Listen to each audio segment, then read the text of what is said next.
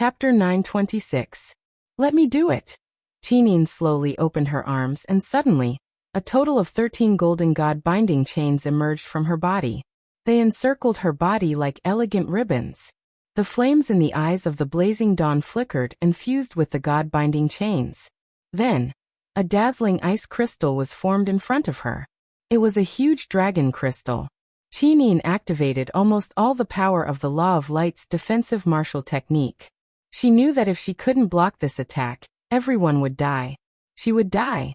Tang Xiaoxi, Feng Jixing, Terralin Lake, and the others would all die. No one could escape from this joke of fate. Wasn't it a joke for a king god to challenge a consummate realm god emperor? Very good. Zai sneered. Xian's sister is indeed extraordinary. Then, I will release you from purgatory today. Xiyin, your mistake is that you shouldn't be Qinin. Boom. The huge spirit wheel covered the sky and the earth. It had the momentum to destroy everything. In terms of destructive power and range of power, Zai's spirit wheel couldn't be compared to the spirit wheel Lin Muyu used before. It was stronger, bigger, and more powerful. Qinin gritted her teeth. Her face turned pale. The moment the spirit wheel collided with the celestial dragon crystal, she felt as if she had fallen into an ice cave. She felt a chill in her heart. She realized that the celestial dragon crystal couldn't block the spirit wheel at all. Although her light divine power was the purest divine power, she was only a king god after all. Boom. The celestial dragon crystal began to collapse. However, at least half of the spirit wheel's power remained. Even if this half of the divine power swept across the entire city wall, Tang Xiaoxi, Terralin, and the others would be fatally injured. Qinin didn't hesitate anymore. With a shout, her body was bathed in flames. She rushed into the spirit wheel with the star sword in her hand. Xiaoyin! Tang Xiaoxi screamed hysterically. Fi. Terralin stood there in a daze, unable to do anything. However, the movement of the divine will slowed down because of Qinin's power. The next moment, the divine will suddenly surged with countless sword lights. Terralin's beautiful eyes widened. It's Lady Xian's 7 strikes. Split. That's right. Qinin exerted all her strength to execute the 7 slashes that Xian had taught her. First slash split. Sparks flew everywhere, and his divine will trembled slightly. Second slash judgment. Golden light tore through the sky. His divine wheel was on the verge of collapse. The third slash, annihilation. The power of the divine wheel was finally exhausted. Countless beams of sword light pierced through the edges of the divine wheel and completely destroyed this life-threatening wheel. However, it also brought with it a golden rain of blood. When Qinin was ejected from the divine wheel, she was already covered in wounds. Xiaoyin. Tang Xiaoxi was the fastest. She shot out like lightning and hugged Qinin in the air. However, she saw that Qinin's face was frighteningly pale. The divine wall around her had already been swallowed and destroyed by the power of the divine wheel. Cuts appeared on her fair skin. If it wasn't for her profound cultivation, she would have been obliterated by the divine wheel. Xiaoxi, be careful. Qinin held Tang Xiaoxi's hand and forcibly used her grain's god power to slide down the city wall with Tang Xiaoxi. However, her grip became tighter and tighter, not letting Tang Xiaoxi go out. The opponent was too strong. Qinin's action was no different from not wanting Tang Xiaoxi to be in danger. However, in the air, Zai, Dora, Baiming Huan, and the others still came. Zai had only used up 30% of his divine power when he used the divine wheel, so he still had his combat ability. Dora spread her 4 wings behind her. Holding the Tig's spear, she smiled and said, Tang Xiaoxi, do you want to fight me again? Xiaoxi, no. Qinin held Tang Xiaoxi's hand tightly. However, she was shocked to find that Tang Xiaoxi's appearance was changing. She had already entered the 9-tailed transformation, and her beautiful face had become even more bewitching. It was not just the 9-tailed transformation, but the second stage of the transformation, the demon god transformation. Tang Xiaoxi's jade-like palm instantly slipped out of Qinin's hand. She smiled gently and said, Xiaoyin, everyone is fighting with their lives on the line. How can I hide in the back alone? You should quickly rest and recover your strength. If I can't beat them, I still have to rely on you. As she spoke, Tang Xiaoxi transformed into a beam of light and shot into the sky. She fought with Dora, and the flames surged continuously. The two of them were evenly matched, and the winner would not be decided in a short period of time. However, Zai held his light sword and stood proudly in the air. He said, "Does this mean that I have no opponents?" In your dreams. A handsome figure instantly appeared in front of him. It was Scholar Ling. Soon the other three figures gathered together. Ice Palm, Fire Fist, and Behemoth King had all arrived. Su Hao gently waved the paper fan in his hand and said with a smile, "Zai, you are the radiant angel of the heaven realm. We, the four peerless white leaves of the mortal realm, are fighting you 4 against 1. It's not like we are bullying you, right?" Zai couldn't help but laugh out loud. "The few of you are the 4 peerless white leaves that Lin Muyu relies heavily on? That's right. Come, I also want to see how strong the people left behind by the former king of gods Fuxi of East Heaven are." Roar. Behemoth King didn't say anything. He charged over with a furious roar and punched Zai's head 3 times consecutively, forcing Zai to retreat continuously. He didn't even have time to prepare himself. He couldn't help but curse in his heart. Flames and frost attacked from both sides. Their power was extremely vigorous and domineering, making it difficult for Zai to endure. After all, he was fighting 1 against 4. Moreover, he was already injured when he pierced through the flame knot of the 7 luminaries Demon Emperor. He had just used up 30% of his power to condense the divine wheel. Even though his power was far above any of the 4 peerless white leaves, he indeed felt that he couldn't split himself into 2 in a short period of time. Luo Fei. Lake slowly rose into the air. The battle angel wings on his back spread open, and a sword of light condensed in his hand. He said, "We didn't have a clear winner in the chosen god trial. Why don't we have a showdown this time? You should have thought that you would die a horrible death when you followed that poisonous woman Duo La." Luo Fei's expression was solemn as he raised his shield. He knew how powerful Lake was. The martial arts of the Dark Light family had its own lineage. The laws of light contained the power of darkness. Although they were despised by the gods of the Western Heaven realm, no one dared to underestimate the Dark Light family. In the second round of the Chosen God trial, Lake was 3rd while Luo Fei was 4th. The two were originally evenly matched. "Come, Lake, let me see the power of the Dark Light family." "As you wish." Lake roared angrily. His longsword struck Luo Fei's shield with the power of dark light. It was indeed tyrannical. The two of them turned into a ball of flames and fell from the sky. They fell directly into the Paddy River. The river water surged and swirled. Rays of light shone on the surface of the river. The battle under the water was obviously extraordinary. Chu Chu, Feng Jixing, and Ouyangyan looked at each other. This battle was about to become a battle of gods. Bai Minghuan and Lin Tongtian looked at each other and smiled. Bai Minghuan said, "Lord Dragon Knight Lin Tongtian, it's time for us to go. Send out all the Dragon Knights. In this battle, we must kill Qinin Lin Muyu, Tang Xiaoxi, and Feng Jixing. We must destroy the Qin Empire." "Yes, Marshal." Dozens of Dragon Knights quickly gathered in the sky and rushed toward the city wall with Bai Minghuan and Lin Tongtian. Qin suddenly looked up. Her flaming eyes were filled with cold light. Her star's sword was still trembling. She stepped on the bricks of the city wall and turned into a beam of light that shot toward Bai Minghuan. Even though she was injured in the spirit wheel, she still chose Bai Minghuan as her opponent. Ouyangyan, Feng Jixing, and Chu Chu flew up one after another and fought with Lin Tongtian and the other Dragon Knights. Once the Battle of Gods began, the whole battlefield became even more chaotic. On the ground, it was a battle of mortals, while in the sky, it became a battle of gods. But what was amazing was that the power of both sides was balanced, and the only one who could break this balance was naturally Lin Muyu. While leading the charge, he paid attention to the fight in the sky. The battle between Tang Xiaoxi and Dora could not be decided in a short time, but it was obvious that Tang Xiaoxi's second form was very harmful to her body, and she could not fight for long. And Qin was seriously injured and would not be a match for Bai Minghuan. So the balance of this battle was on Bai Minghuan's side.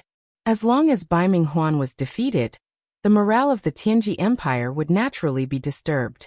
Either they did not attack, or if they attacked, they had to defeat the enemy in one blow. A few minutes later, Lin Muyu suddenly disappeared from the battle horse, and the one leading the charge was the masterless treading in snow warhorse. In the sky, the Xianyuan sword's light suddenly grew brighter. Bai Minghuan, who was fighting with Qin Yin, suddenly felt a chill around him.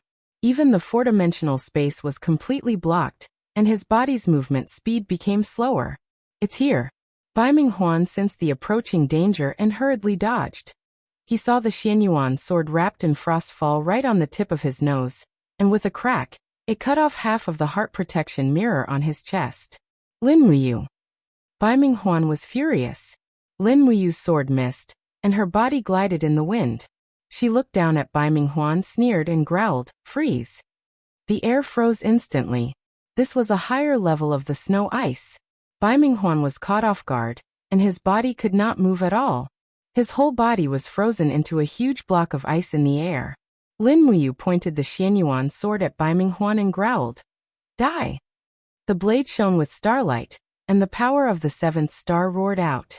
Suddenly, the power of thousands of stars gathered in the air and bombarded Bai Minghuan, washing him in blood in the wind. At the same time, the huge star power fell at a 45-degree angle toward Daojiang, where the divine cloth army was densely packed. Boom, boom, boom. The earth rumbled, and almost everyone looked in Lin Muyu's direction. The seven glorious stars transformation had consumed at least 30% of Lin Muyu's power. Therefore, not only did she have to kill Bai Minghuan, she also had to kill thousands of divine cloth army soldiers. Only then would she be able to shake their morale. Under the super close attack, Bai Minghuan floated in the air, his eyes lost. His chest, legs, and even his forehead all had holes, which were the signs of being pierced by the star power. Bang! The body exploded. The Tianji Empire's marshal, Bai Minghuan, had actually died on the battlefield, just like the marshal of the Blackstone Empire, Bailey Qin. Chapter 927. Bai Minghuan is dead. Lin Muyu endured the pain from the backfire of the seven glorious stars, stood in the air, holding Bai Minghuan's collar with one hand, and carried his body in the air. For a moment, all the soldiers of the Tianji Empire on the ground were dumbfounded. Yes, that cloak was Bai Minghuan's martial cloak. Everyone was stunned. Bai Minghuan was an invincible god emperor. How could he die? However, Bai Minghuan was still dead. The morale of the army was in chaos. On the ground, Situ Sun and Situ Shui led the army of the Longdan army camp to kill the enemies who had lost their will to fight. Feng Jixing also waved the flag, and Luo Yu Zhangwei and the others led the charge. It seemed that the initiative of the war had returned to the side of the Qin Empire. Qin Yin was covered in wounds, and the star sword in her hand was shaking slightly, but her golden red eyes of flame were staring at another figure in the air, and she shouted, "Dora, it's time for you to pay with your life." What? Dora, who was fighting with Tang Xiaoxi, hurriedly waved the bone spear to shake off Tang Xiaoxi's sharp claws. But Qin Yin was too fast. Under the gaze of the eyes of flame, Dora felt that he had nowhere to hide. At the same time, the star's sword carried the power of the first strike of Shi Yan's 7 cuts, and instantly burst out dense sword shadows. Tang Xiaoxi took the opportunity to take a step back to catch her breath. There was a hint of exhaustion on her beautiful face. It was obvious that fighting against Dora, who was wielding 2 divine weapons, had taken too much of her demon power. "Xiyin, you traitor of the heaven realm!" Dora bellowed as her expression turned sinister. For black wings spread open on her back, and her aura was even stronger than Qin Yin's. Dora was a black-winged battle angel. The more people she killed, the stronger her bloodlust would become, and the more power her black wings would absorb. At this moment, it was only natural that her cultivation had surpassed Qin Yin's. The spear continued to stab forward, and after nearly 20 swings, Qin Yin's split strike was finally resolved. Without waiting for Dola to recover, Qin Yin directly launched the second strike of Shi Yan's 7 slashes. Judgment. Dola's murderous nature was so strong that even Qin Yin, with her kind nature, wanted to get rid of it as soon as possible. Whoosh! The dagger of time suddenly flashed, and the space seemed to freeze. Qin Yin's slash speed also slowed down by more than 10 times. Dora, on the other hand, had a hint of a smile on her face. Suddenly, her figure flashed, and the sharp spear in her hand stabbed straight at Qin Yin's back. Clang! The spear directly pierced through the god wall. Just as Dora thought he had succeeded, the wild glint in his eyes grew even brighter. However, the spear could not advance any further no matter how hard he tried. That was because a strong hand had grabbed the middle of the spear. It was Lin Muyu. You. Dora could not help but groan inwardly. Let go. Lin Muyu raised her hand and swung her sword. The Xianyuan sword carried the profound energy of the third star, and the overwhelming righteous energy as it swept across. This tyrannical power had yet to even reach Dora, but it already made him feel extremely uncomfortable. Dora had a ruthless heart that respected the strong, so he hated the holy energy contained within the Xianyuan sword, which contained the power of heaven and earth and had compassion for all living things. If he did not let go of the spear, this arm was destined to die under the Xianyuan sword. Dora had no doubt that the person who could kill Bai Minghuan could easily kill him as well. Moreover, this sword was really too powerful. It must be a divine weapon from outside the heaven domain. Otherwise, it could not have such a tyrannical aura. This kind of strength was not something that the weapons in the mortal realm could match. Whoosh! Dora hurriedly retracted his hand. Lin Muyu threw the spear backward and shouted, "Shall she catch?" In the air, Tang Xiaoxi's 9 flame tails gathered together and flew away. She successfully got the spear. Taking a deep breath, she smiled gently and said, "Mu got it." As she spoke, Lin Muyu had already stood in front of Qin Yin and attacked Dora 7 or 8 times in a row. Each attack was fiercer than the last. The invisible elephant spell's aura was so overwhelming that Dora could not handle it. The Xianyuan sword's attacks also had a killing effect. Broken feathers kept flying out of Dora's 4 black wings. It was a tragic scene. Qin Yin's eyes were full of hatred. The aura of the flaming eyes was locked on Dora, making her feel like she was dying. "Brother you must kill her, or she will kill more of us." Lin Muyu's attacks became even more ferocious, while Qin Yin summoned the god-binding chains and the celestial dragon crystal to assist her in battle. The 3 of them clashed in the air, and the wounds on Dora's body increased. "Luo Fei, save me!" She couldn't help but scream. However, Luo Fei did not even have the time to save himself. How could he have the leisure to save her? In the middle of the battle in the air, a person wielding an ice spear urged his dragon to charge down. He shouted, "Miss Dora, I'll cover you. Retreat quickly." The person was none other than Lin Tongtian, one of the 3 dragon riders. The ice spear shone brightly and turned into an ice wall in front of Lin Muyu and Qin Yin. Dora held the dagger of time, and suddenly moved a few hundred meters away. That was the ability to accelerate time. Bang bang. Lin Muyu broke the ice wall with 2 swords. She looked at Lin Tongtian coldly and said, "We meet again." "Ha ha ha ha, that's right. It's a pity that I had eyes but failed to see. I didn't know that you were the Qin Emperor of the Qin Empire. If I had known, I would have killed you at all costs." Lin Tongtian's body trembled slightly. He had already used up a lot of his divine power in the previous battle. Now that he had to fend off Lin Muyu and Qin Yin, he was almost at the end of his rope. He didn't even have enough strength to flap his dragon wings. Lin Muyu looked at him coldly and said, "Do you know the consequences of letting Dora go?" "I don't know. I only know that Miss Dora is an angel from the upper realm. Our Tianji Empire is a territory of the upper realm. I have to save her. Otherwise it will bring disaster to the empire." Lin Tongtian stood on the dragon's back and looked at Lin Muyu with clear eyes. He said, "Your Highness, the Qin Emperor, I'm sure you don't want to let me go. In that case, make your move. I know that the Lin Tongtian of today is no match for you. Moreover, you have a godly weapon that is even more powerful than the Dig spear." Lin Muyu lowered the Xianyuan sword in her hand and said, "You are an old acquaintance of Yao. I won't kill you. Take your own life. I'll leave you with a whole corpse." "In that case, thank you very much." Lin Tongtian's face was full of gratitude. Tang Xiaoxi and Qin Yin guarded the left and right sides of Lin Tongtian. Lin Tongtian probably couldn't even defeat one of the 3, let alone all 3 of them. "Ha ha ha ha." Lin Tongtian suddenly threw his head back and laughed. His voice was trembling as he said, "I Lin Tongtian, Have spent my entire life killing enemies for the Empire and wiping out the demon spirits. I never thought that I would die in a foreign land. Perhaps this is karma.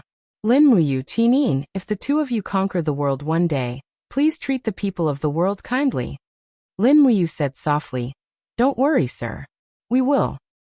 In that case, I have no regrets. Tell Miss Si Kongyao that although I, Lin Tongtian, failed her request not to attack the Shattered Cauldron world, I have been doing my duty ever since I entered the Shattered Cauldron world.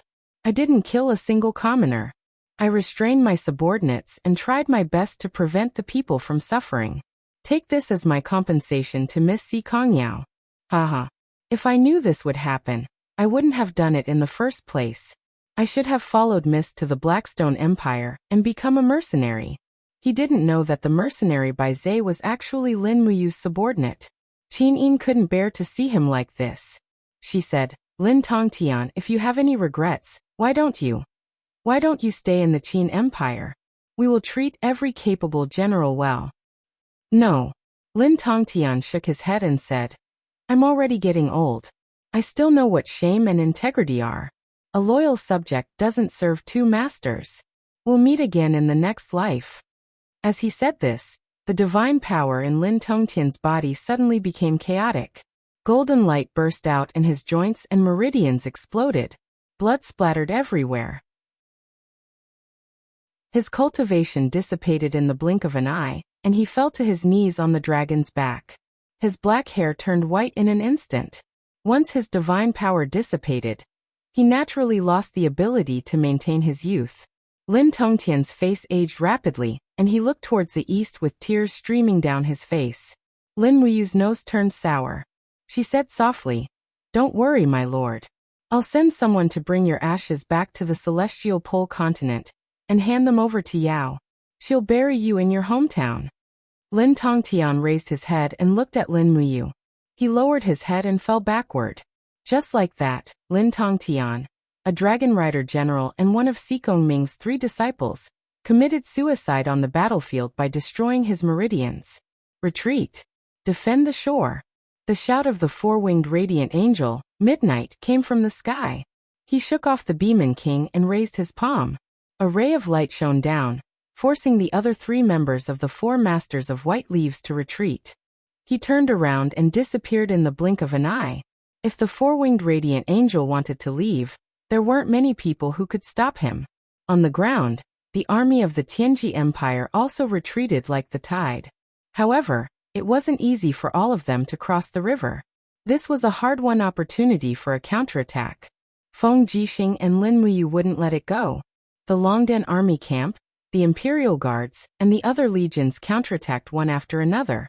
The sound of killing soared into the sky. At this time, the sun had already set. After a whole day of killing, the battlefield was extremely bleak. However, it was gratifying that the Qin Empire had won a Pyrrhic victory.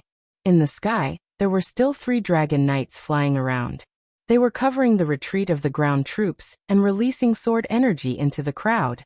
At the same time, one of them raised his head and saw a new magic crystal cannon on the city wall. He couldn't help but raise his dragon spear and shouted, Follow me and destroy it.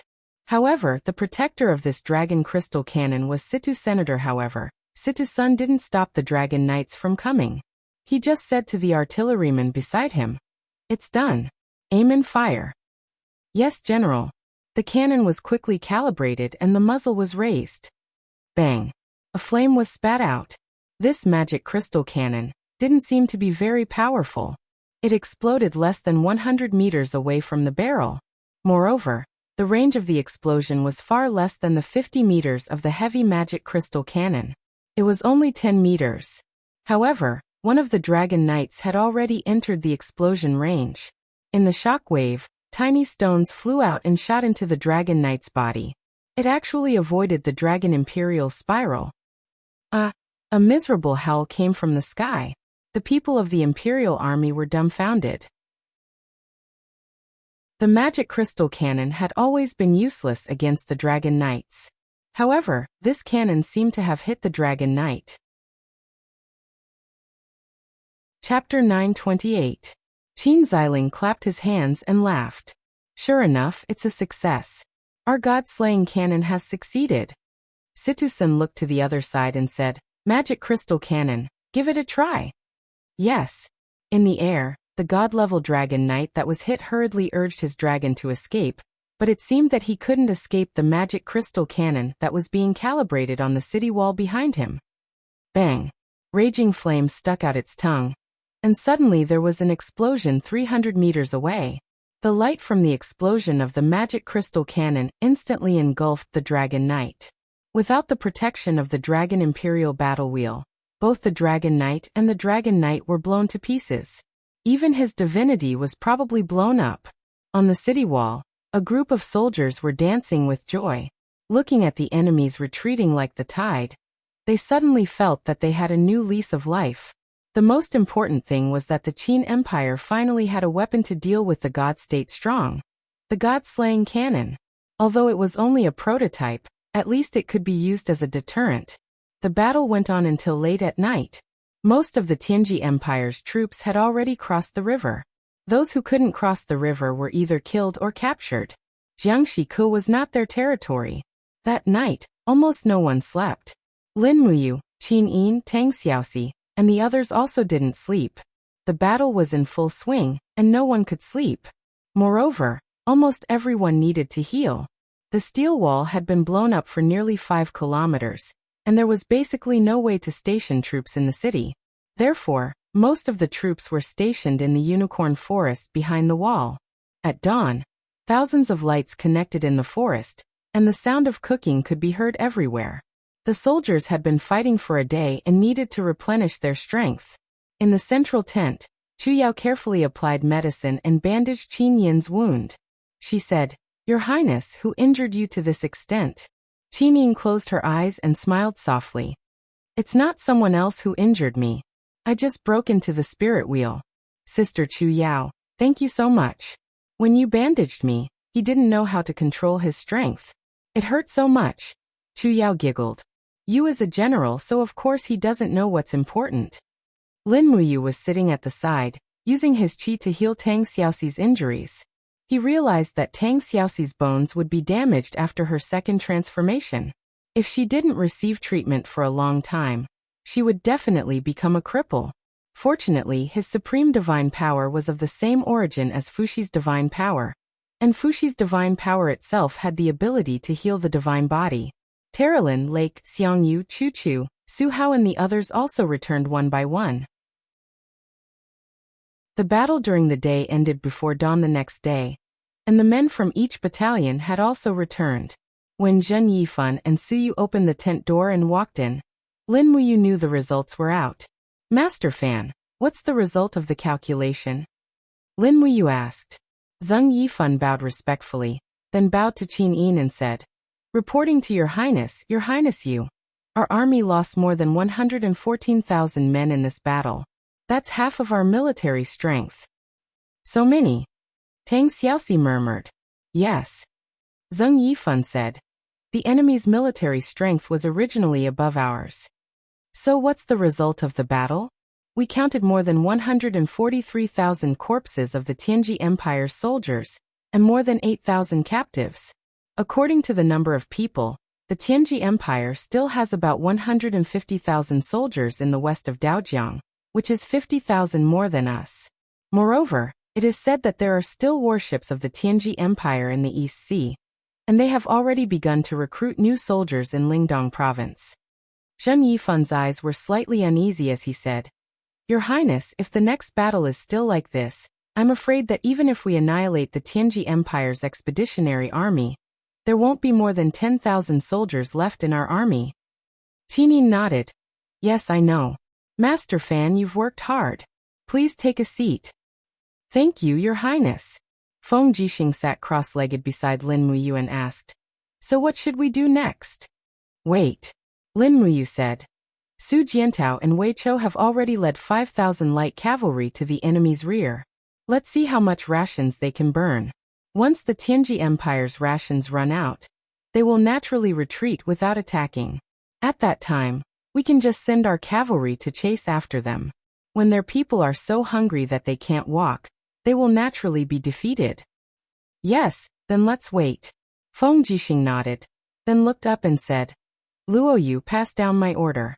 All the prefectures in Songnan province must transfer half of the stored rations to the camp of the Tianji Empire's army, so that the soldiers can eat and drink to their heart's content and recuperate. In addition, gather war horses and capture horses that get lost in the battle. The more the better. Yes, Your Highness. Also, Lin Muyu said, Luo Yu, send people to the unicorn forest to cut down trees and make wooden rafts. The more the better. We need to build many pontoon bridges. Once the Tianji Empire retreats, it will be time for us to chase after them. Yes, I understand. In the blink of an eye, 3 days had passed. The injuries of Lin Muyu, Tang Xiaoxi, Qin Yin, Feng Jixing, and the others had basically recovered, but the repair work on the steel wall had not yet begun. It would only start after the battle was over. However, quite a number of civilian laborers had been recruited. Su Jiantao had guarded Songnan province for 5 years, and he had been conscientious. Wugu City was overflowing with wealth, and the manpower and material resources could still be considered to be able to keep up. Early in the morning, a few more troops appeared on the official road. They were all private troops from Tianshu province and Yunzhong province who had heard the news. After hearing about the great victory of the steel wall, all the feudal lords from various places came to rescue the empress. In fact, everyone knew that these people were just here to get a share of the spoils and receive more rewards after the empress returned to Zetian Palace Hall. Even some of the bandit leaders brought their men down the mountains to rescue the empress. The morning tea rippled with a faint fragrance. Qin Yin held the teacup and gently took a deep breath. She couldn't help but smile and say, "It still smells the same."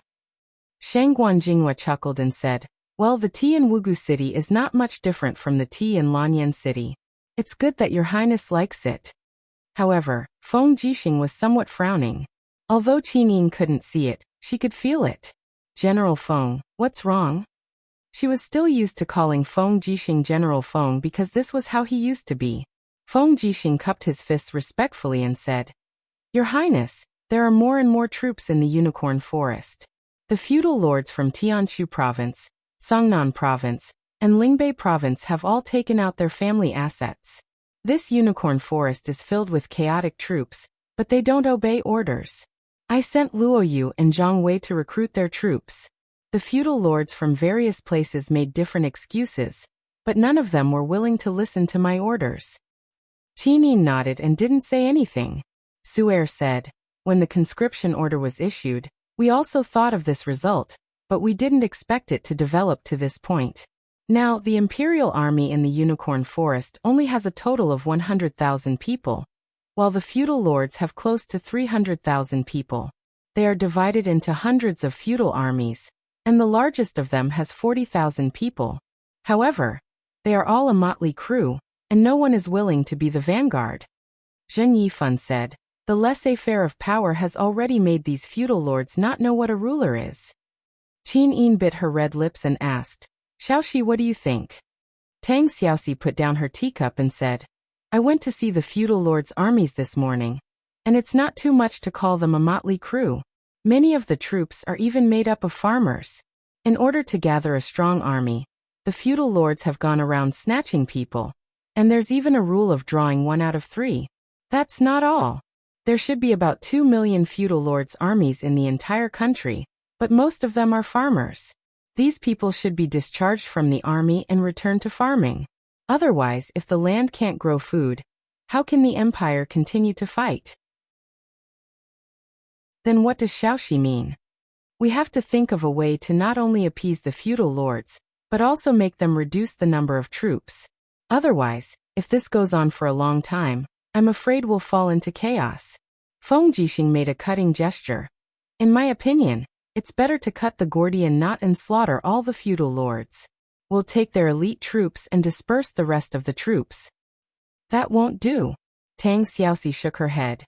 "Your method may work in troubled times, but once we expel the bandits from the celestial pole continent, we'll be ruling the country. If we use General Feng's method to rule the country, Xiaoyin definitely won't be able to be the empress." Qin Yin pursed her red lips and said, "Actually, It doesn't matter if I don't become the empress, as long as I can accompany you and you. Please don't. Tang Xiaoxi was a little anxious and said, Xiaoyin, you must not have such an idea. If you don't become the empress, I'm afraid the world will really be in chaos. At that time, all the feudal lords will proclaim themselves as kings and fight each other. The Qin Empire will really be finished. All right then. I wonder what you thinks. Where is he? He went out early in the morning. I heard he went to spy on the military. So you couldn't help but frown. A dignified marshal of the 3 armies going out to spy on military affairs is simply child's play. When he comes back, we must give him a good warning. Pa. A crack appeared in the tent, and Lin Muyu stepped out and said with a smile, What does Aunt Luo want to warn me about? Suyu pursed her lips. What did you spy on? The Flowing Harmony Army and the Divine Cloth Army have already started packing their supplies. If nothing unexpected happens, they will definitely retreat within 3 days. In addition, there was no smoke in their camp at noon yesterday. If nothing unexpected happens, they have already run out of food, so they directly skipped their lunch. They ran out of food? Feng Jixing asked excitedly. Yes, it should be. Lin Muyu asked with a smile. Big brother Feng, how many cavalry soldiers do we have? Don't worry. Feng Jixing said. I annihilated 60,000 wolf soldiers in Yunzhong province, and most of their mounts are well preserved. It can be said that as long as our main force of 100,000 soldiers can ride horses, we will have 100,000 cavalry. That's great. I saw that there are almost no war horses in the stables of the Tianji Empire. They started slaughtering the war horses a day ago. I reckon that in another 2 days, they will all become infantry. If nothing unexpected happens, Wei Chou and Su Jiantao's operation behind the enemy's back has already been effective. The time to counterattack will also come in 1 or 2 days. Yes. Man proposes but God disposes. Sometimes, no matter how scheming people were, the factors of the right time and the right place would not change because of people's will. Although the Tianji Empire was strong, it always lagged behind others and would eventually be defeated. Chapter 929. At night, the sky was filled with stars. The fog of the summer night slowly descended and turned into dew. The camp was damp, and the dew on the branches and leaves kept splashing down, making pitter-patter sounds on the tent as if it was raining. Gong Shangming stood quietly under the lantern, raising his head to look at the stars in the sky. He did not speak. Whoosh! The tent door opened, and Castor, the commander of the Flowing Dawn Army, appeared. Why aren't you sleeping, advisor? He asked with a smile. Gong Shangming nodded and smiled. How can I sleep? Why aren't you sleeping, Commander? I can't sleep either. Castor rubbed his nose and said, Have you heard the news, advisor? The Eternal Night sect, the Blood Cloak sect, and the other sects have all surrendered to the Four-Winged Angel, Zai. The entire Divine Cloak Army is no longer under our control. It's as if it has become the private army of the Radiant Angel. This is not good. What else can we do? Gong Shangming seemed to be in a daze. With the death of the marshal, we are without a leader. Neither you nor I have enough prestige to command the 3 armies. Even Lord Dragon Rider Lin Tongtian died in battle, and that Dora has joined Zai. At this moment, they are the true rulers. We can only take things one step at a time. The rear supply route has been cut off time and time again. The light cavalry of the Longdan army camp sometimes gathers and sometimes scatters. They come and go unpredictably, and have already burned more than 20 of our granaries. We can't even feed our soldiers a full meal anymore. The war horses have been eaten in 3 days, and it will take at least 10 days to walk to Winterfrost City. What can these 150,000 soldiers eat to last 10 days? Gong Shangming was silent. You are the advisor. You should at least say something, right? Castor said calmly. All right. Gong Shangming looked up at Castor and asked, Commander, do you think we are humans or beasts? Nonsense, of course we are humans. Then I am at my wit's end. Then, Castor frowned and said, What if we are beasts? Then there is a way to feed the army. What way? Eating human flesh. Gong Shangming's voice was soft but firm. Those who achieve great things don't bother with trifles. From here to Winterfrost City, although the land is barren and there are few cities and towns, there are still some villages. Send our people into the villages to capture the civilians of the Qin Empire and eat them. That way, the army may be able to make it back to Winterfrost City. Castor instantly broke out in a cold sweat. If they followed Gong Xiangming's plan, the Tianji Empire would no longer be able to establish itself in the Shattered Cauldron realm in the future. After all, who would support a man-eating army? His eyelids twitched violently as he said, "Military advisor, this is simply heartless. If we really do this, the Tianji Empire can forget about ruling over the Shattered Cauldron realm." "Hee, Commander, do you still think the Tianji Empire can defeat the Qin army?" "What do you mean? There are at least 800,000 troops recruited by our empire and Lord Zhongcheng's troops. Why can't we win this war?" Gong Xiangming took a deep breath and said, "Because the Empress of the Qin Empire, Qin Yin, is back. With the loyalty of the people, and with the famous generals like Lin Muyu, Feng Jixing, Su Jiantao, and Wei Chou, how can we fight the Qin Empire? Even if we take a step back, we can only rely on the Dragon Knights. But now they have giant cannons that can kill the Dragon Knights. They are ahead of us in terms of weapons. If we continue to stay in the Shattered Cauldron realm, we will only be a burden to our homeland and the Tianji Empire. At that time, if the new emperor of the Celestial Empire, Chen Yu, uses force, I'm afraid even our homeland will be in the hands of others." Castor felt a chill down his spine. "Military advisor, are you serious? What else is there to hide from you?" Gong Xiangming turned around and patted Castor's shoulder lightly. He smiled and said, "Previously we may have had some disagreements in terms of strategy and caused some misunderstandings. But now there are no gaps at all. Commander, don't think that we are the victors anymore. The expeditionary army has already been defeated. If we continue to be stubborn, we will only push the Tianji Empire to the edge of a cliff. After all, the Tianji Empire is different from the Blackstone Empire.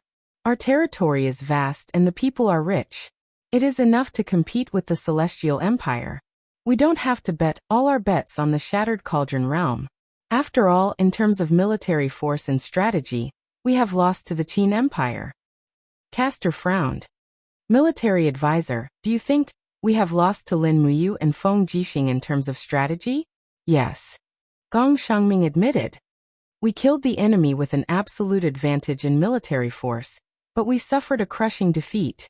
At least half of the responsibility of military strategy and command has to be borne. Then what do we do now? Haven't we already decided to retreat? Commander, you can send 10,000 people into the villages and towns in the rear to capture people to make food. Then you can leave 50,000 elites to persuade the Godly E army to help us fight. We can camp every 20 miles and retreat step by step to prevent the Qin army from chasing after us. In this way, maybe we can return to Winterfrost City alive." "Well, I got it. Thank you for your advice, military advisor." A ferocious smile appeared at the corner of Castor's mouth. "In the battle a few days ago, we captured more than 2,000 soldiers of the Qin Empire. It's just right. Let's make them into food first." Gong Xiangming was silent. From a military point of view, eating people was right. But from a moral point of view, the Tianji army was gradually becoming a beast. The morale of the army would change sooner or later. It was just that a reckless man like Castor did not understand such a change. The next morning, the soldiers of the Liuji army got up one after another, ready to break camp and retreat. But the meal before the retreat made many people vomit, because they found human fingers, legs, and other body parts in the soup pot. Unknowingly, the army rations had changed from grains to human flesh. Many people refused to eat it, and many people vomited after eating or drinking a mouthful of soup. Castor held the soup bowl and looked at the people coldly. He drank the soup in one gulp and shouted in a low voice, "If you don't eat, you won't have the strength to march. If you want to leave here alive, then eat. Eat as much as you can. Otherwise, stay here and become the food of the Qin army. Let me tell you, the meat in the soup pot is the meat of the enemy. We are not afraid of the living Qin army, let alone the dead ones. Eat the meat, and then you can go back to your hometown alive." Many of the soldiers cried and chewed as they cried. Gong Shangming, dressed in a long robe, stood quietly among a group of strategists. His face was livid. He did not eat anything, but he was so hungry that his eyes almost went blurry. Break camp and retreat. The bugle horn sounded. The 150,000 soldiers of the Tianji Empire finally retreated. In the west of Daojiang, behind a dilapidated steel wall, a scout of the empire entered the main tent and said respectfully, "They have retreated." "That's great." Feng Jixing slammed the table and said, "Prepare to give chase immediately." The scout's face did not look too good. He said, "There's one more thing." "Oh, what is it?" "Say it," Lin Muyu said. The scout gritted his teeth and said, "Our people found out that they killed all the captives and used them as food last night. More than 2,000 people of the empire who were captured. All died for the empire." "Beasts, they are a bunch of beasts." Xiang Yu roared. Qin Yin's delicate body trembled slightly. She clenched her fists tightly. The golden flames between her eyelashes became even colder. Lin Muyu gently held her hand and said softly, "Wars like this, we have seen a lot of such things over the years." "I know, but those soldiers of the empire should not die like this. They will rest in peace because we will avenge them." Lin Muyu's words were sonorous. She said, "Since they are out of food, they will try their best to get food. Bring me the map and see which towns are on the way to Winterfrost City. We must reinforce these towns as soon as possible. We cannot let the people of the empire continue to become food for the enemy." "Yes," Zhen Yifan suddenly said in a low voice. "Your Highness Yu, if we give chase, what will happen to the feudal vassal army? They have gathered nearly 400,000 men and horses, and food is also very scarce." Lin Muyu frowned. "I don't know. Does Duke Fan have any ideas on this matter?" "The feudal vassal army appears to be united, but they are actually divided. Each of them has ulterior motives. We must appease them well. Otherwise there will be chaos. In that case, Duke Fan is the empire's god of war. Your prestige is enough to intimidate these feudal vassals. Why don't you stay behind and appease them? This way, Commander Feng Jixing and I can focus on pursuing the enemy." Zhen Yifan nodded. "Please rest assured, Your Highness Yin and Your Highness Yu. I will do my best." "Yes." Qin Yin stood up and said, "I will pursue the enemy with Commander Yu. Aunt C, you should stay behind as well and assist Duke Fan in appeasing the feudal vassals.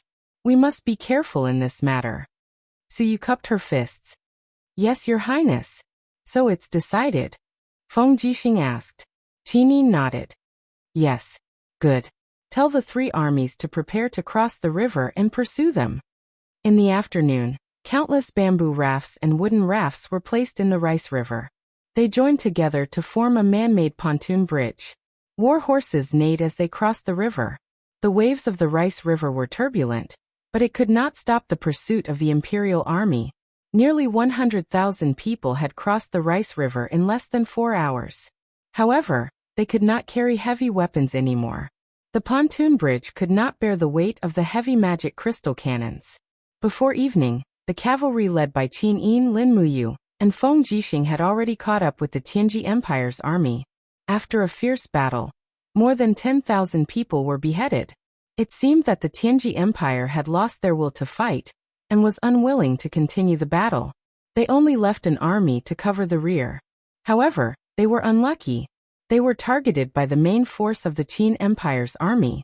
At midnight, the War Eagle scouts reported that an army of the God Yi army had gone to Longhai County. There were nearly 50,000 residents in Longhai County. Once the hungry God Yi army arrived, almost all the civilians there would become food. Lin Muyu decided to split up the army. Feng Jixing, Tang Xiaoxi, and Xiang Yu would lead the main force to continue the pursuit. Meanwhile, he and Qin Yin would lead 20,000 cavalrymen from the Longdan army camp and go straight to Longhai County. Chapter 930. It was Longhai County, which was surrounded by mountains on 3 sides. There were 3 official roads leading to the periphery. Most of the civilians in the county lived by farming and hunting. Most of them were farmers and hunters. Songnan province had experienced many wars, But Longhai County had escaped the disaster because it was relatively hidden. They had escaped the attack of the Iha Kingdom and the slaughter of the armored demon army of the Demon Clan, but they had not escaped the baptism of the Divine Cloth Army. At this time, the city walls were filled with the Divine Clothing Army in red armor. The city was filled with cries and shouts. The entire city had been sealed off. The Divine Clothing Army was capturing people in the city. Moreover, they did not intend to cook the people immediately. Instead, they wanted to feed the group of people. As they walked, they would eat them. They even wanted to dry the meat and use it as rations. This group of Divine Cloth Army soldiers were from the Eternal Night sect. They wore red armor and black robes. Most of them were practitioners, but most of them were in the human realm, the earth realm, and the heaven realm. Without food, they would also be hungry, and they were no different from mortals. In the city, the civilians were connected by iron chains, crying. They did not know what was waiting for them, but it was obviously not good. On the square, Jean Luan, the white-haired suzerain of the Eternal Night sect, was riding on a warhorse. He looked at his subordinates coldly and said, "Finish the battle quickly. We must leave this city in 2 hours." "Yes." A Chiliarch asked, "Suzerain." "No, Commander, we have captured a lot of beautiful women. What should we do?" Jean Luan was a little angry. "You still want to kill women at this moment? You are courting death. Send my order to kill them all. We must not be dragged down by women. What we need is food. Immediately rob their granaries and use them as food for the army. Yes." Before he could finish his words, a rider arrived. It was a messenger with a Saint Realm cultivation base. He cupped his fists and reported, "Sovereign, there are people coming from outside. There are many torches in the distance, and all of them are cavalries. It seems like they are the main force of the Qin army." "Main force?" Jean Luan narrowed his eyes. "Humph, how many people are there?" "About 20,000. The Qin army is too arrogant. How dare they take the initiative to attack us with 20,000 people? Don't they know that there are 30,000 Divine Cloth Army in this small Longhai County? Send my order to prepare for battle. Rely on the strength of the city to repel the enemy. Open the east gate of the city. Once they are stopped, immediately retreat from the east gate." "Yes." Under the moonlight, the soldiers of the Longdan army had arrived at the west gate of Longhai County. Under the moonlight, the soldiers of the Longdan army led Lin Muyu soldiers in the city. Under the city, the soldiers of Longhai had arrived. Of guards of the Longdan Longhai County. On the city wall, the soldiers of the Divine Cloth Army were waiting in formation, holding bows and crossbows in their hands. One of the captains shouted, "Who are you? Are you here to die?" Lin Muyu frowned and did not answer. She just said to Situ Shui next to her, "Shui, order the magic crystal crossbow troop to fire the magic crystal crossbows. Blow up the west gate." "Yes." Situ Shui smiled cheerfully. After all, Longhai County was just a remote county city. Its defense was not strong at all. The city wall was only 5 meters high, and its thickness was very average. It could be blown up by the magic crystal crossbows, let alone the magic crystal cannons. "Hey, are you deaf or mute? Answer me." The captaincy seemed to be a little impatient. However, as soon as he finished speaking, purple rays of light suddenly shot out from the enemy's battle formation. Surprisingly, they were magic crystal arrows that landed on the city wall. The miniature magic crystals tied to the arrows glowed dazzlingly, and after 3 seconds, they quickly exploded. Boom, boom, boom. A series of flames appeared on the city wall. In the blink of an eye, the nearly 100 meters high wall had been razed to the ground. "Charge in." Lin Muyu raised the Xian Yuan sword and shouted, "Anyone who wears the uniform of the Divine Cloth Army, kill them all." The cavalry quickly broke through the city wall and fought with the guards in the city. In the air, a person roared and launched a divine attack. Balls of flames blasted into the crowd of people in the Longdan army camp. Suddenly, dozens of people died. There was actually a God state expert on the other side. It was an old man with white hair. But obviously he was not worthy of respect at this time. He was just a killing maniac. "I'll take care of him." Lin Muyu jumped off the warhorse. Suddenly his aura increased a lot. He rushed forward and attacked with his long sword with the energy of the purple sun falling to the ground. I am Jin Luan, the leader of the Eternal Night Sect. Who are you? Tell me your name. In the dark, Jin Luan could not see Lin Muyu's face at all.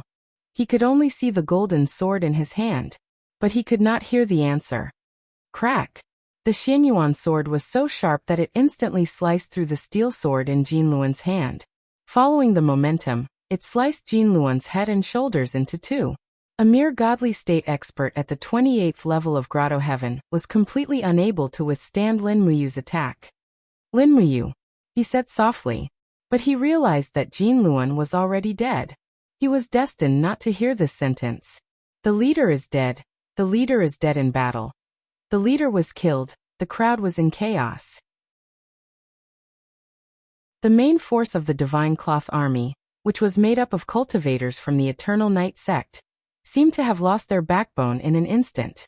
Lin Muyu, who was holding the Xianyuan sword, waved her long sword like a god of death. It was as if there was no one around her. When a few captains were trying their best to maintain the momentum of defeat, another golden light bloomed in the sky. It was Qin Yin's golden wings. The eyes of the blazing dawn slowly opened, and the Divine Cloth Army almost instantly lost the ability to fight. Terralin, Lake, Zhou Shimin, and other battle angels took advantage of the situation and swept across. Situ Shui, Fengxi, and others on the ground quickly killed them. The God Yi army had already been defeated. Even if their cultivation level was higher than the ordinary soldiers of the Longden army camp, these God Yi army were not real soldiers after all. When they encountered such a battle formation, they would naturally panic. With the presence of gods such as Lin Muyu, Qin Yin, and Terralin, it was not surprising that they were defeated. In this way, there was a chaotic battle in the city. It was not until the early morning of the next day that the battle ended.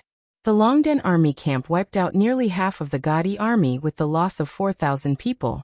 Under such an advantage, they still had to pay 4,000 people for killing 20,000 people. It was enough to show that the reputation of the 7 great sects of the celestial pole continent was not undeserved. However, this battle had also greatly affected the arrogance of the God Yi army, and the nearly 10,000 people who fled had no fighting spirit to speak of. On the 19th of July, after a short rest and feeding of the war horses, the Longden army camp attacked again in the morning. In less than an hour, they caught up with the defeated 10,000 God Yi army in the valley between two mountains and quickly massacred them. This time, the loss was very small. The entire 30,000 people of the God Yi army were all killed, and there were no more than 100 people left alive. It could be said to be extremely tragic. On the 20th of July, the main forces of Feng Jixing and Tang Xiaoxi fought with the main forces of the Flowing Wind Army in Yang County, killing more than 30,000 people, and the Flowing Wind Army continued to be defeated. On the 22nd of July, Lin Muyu led the Longden army camp to annihilate a group of scattered soldiers of the Flowing Wind Army at the south bank of the Daojiang tributary, killing more than 4,000 people. On the 24th of July, the main forces of Feng Jixing and Tang Xiaoxi caught up with Castor's troops again. They fought for 2 days and 2 nights at the border of Lingdong province, killing more than 10,000 people. On the 25th of July, the army of Xiangyu killed more than 3,000 people. On the 26th of July, the armies of the Tianji Empire and the Qin Empire entered the territory of Lingdong province. The Longden army camp finally caught up with the main forces of the Blood Yi army. They attacked from both sides with the banished army led by Ding Shi and defeated the main forces of the Blood Yi army, killing more than 20,000 people. On the 27th of July, the army of Feng Jixing and Tang Xiaoxi intercepted the remaining troops of Castor outside Winter Frost City, killing more than 5,000 people. On the 28th of July, a total of 5 armies including the Longden army camp, the Forbidden Army, and the Banished Army arrived at Winter Frost City one after another and recaptured the Dongdu. On the 3rd of August, with the mediation of Gong Xiangming, the Flowing Wind Army and the Godly Yi Army joined forces again, and fought with the main forces of the Qin Empire 300 miles north of Winter Frost City, but they were defeated. On the 17th of August, Xian Gong Xiangming officially returned to the Tianji Empire from the East Sea in search of warships, with less than 10,000 people remaining. At this point, the vigorous expedition of the Tianji Empire finally ended in failure. The 400,000 troops occupied 42 states on the territory of the Qin Empire at most, but they still failed at the last moment.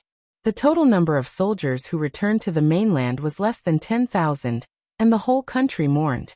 At the same time, the Battle of Tsangnan Province, which lasted more than a month, finally ended.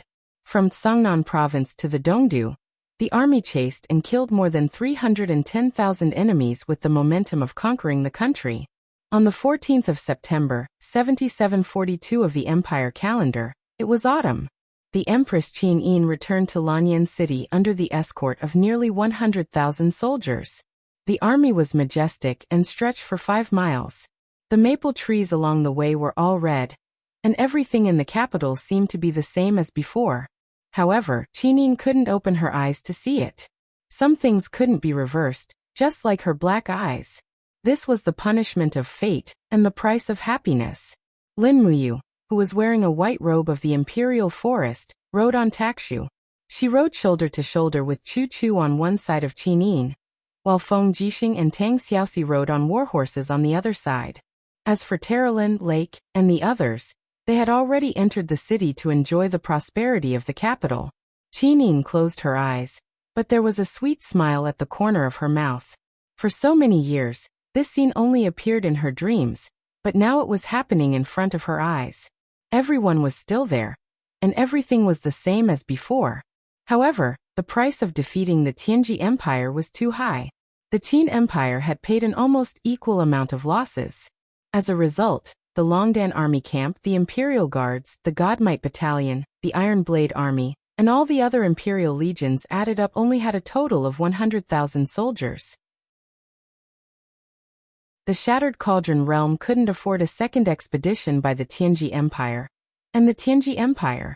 Hopefully they couldn't afford a war either. Brother Yu, Qin Yin suddenly called out softly. What's the matter, Xiao Yin? I want a branch of a maple tree. Oh, it's a piece of cake. Lin Muyu picked one from the roadside and handed it to Qin Yin. Qin Yin held the branch and brought it to her nose to sniff. How is it? What's the smell? Lin Muyu asked with a smile. Qin Yin pouted and said, It's obviously a branch of a locust tree. You lied to me. Wei Chou Su Jiantao, and the others burst into laughter.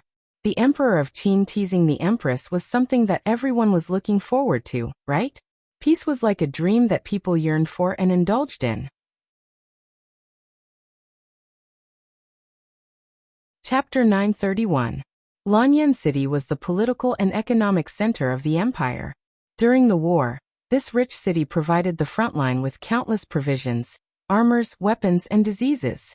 Now the war situation had finally calmed down temporarily. The citizens of Lanyan City lined the streets to welcome the triumphant return of the empire's army. When they saw Qin Yin in the empress's robe, they were so excited that they couldn't speak. Finally, the era of the three kings was over, and the chaos in the world should also come to an end. Is the war over? Lin Muyu smiled bitterly. She was afraid that it was far from over.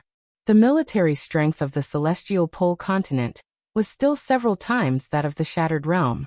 This time, the defeat of the Tianji Empire's expeditionary army might lead to a new change in the structure of the celestial pole continent. No one knew what the future would be like, so they could only be cautious and careful. Qin Yin had already changed her angel costume into the military uniform of the Empire's female general.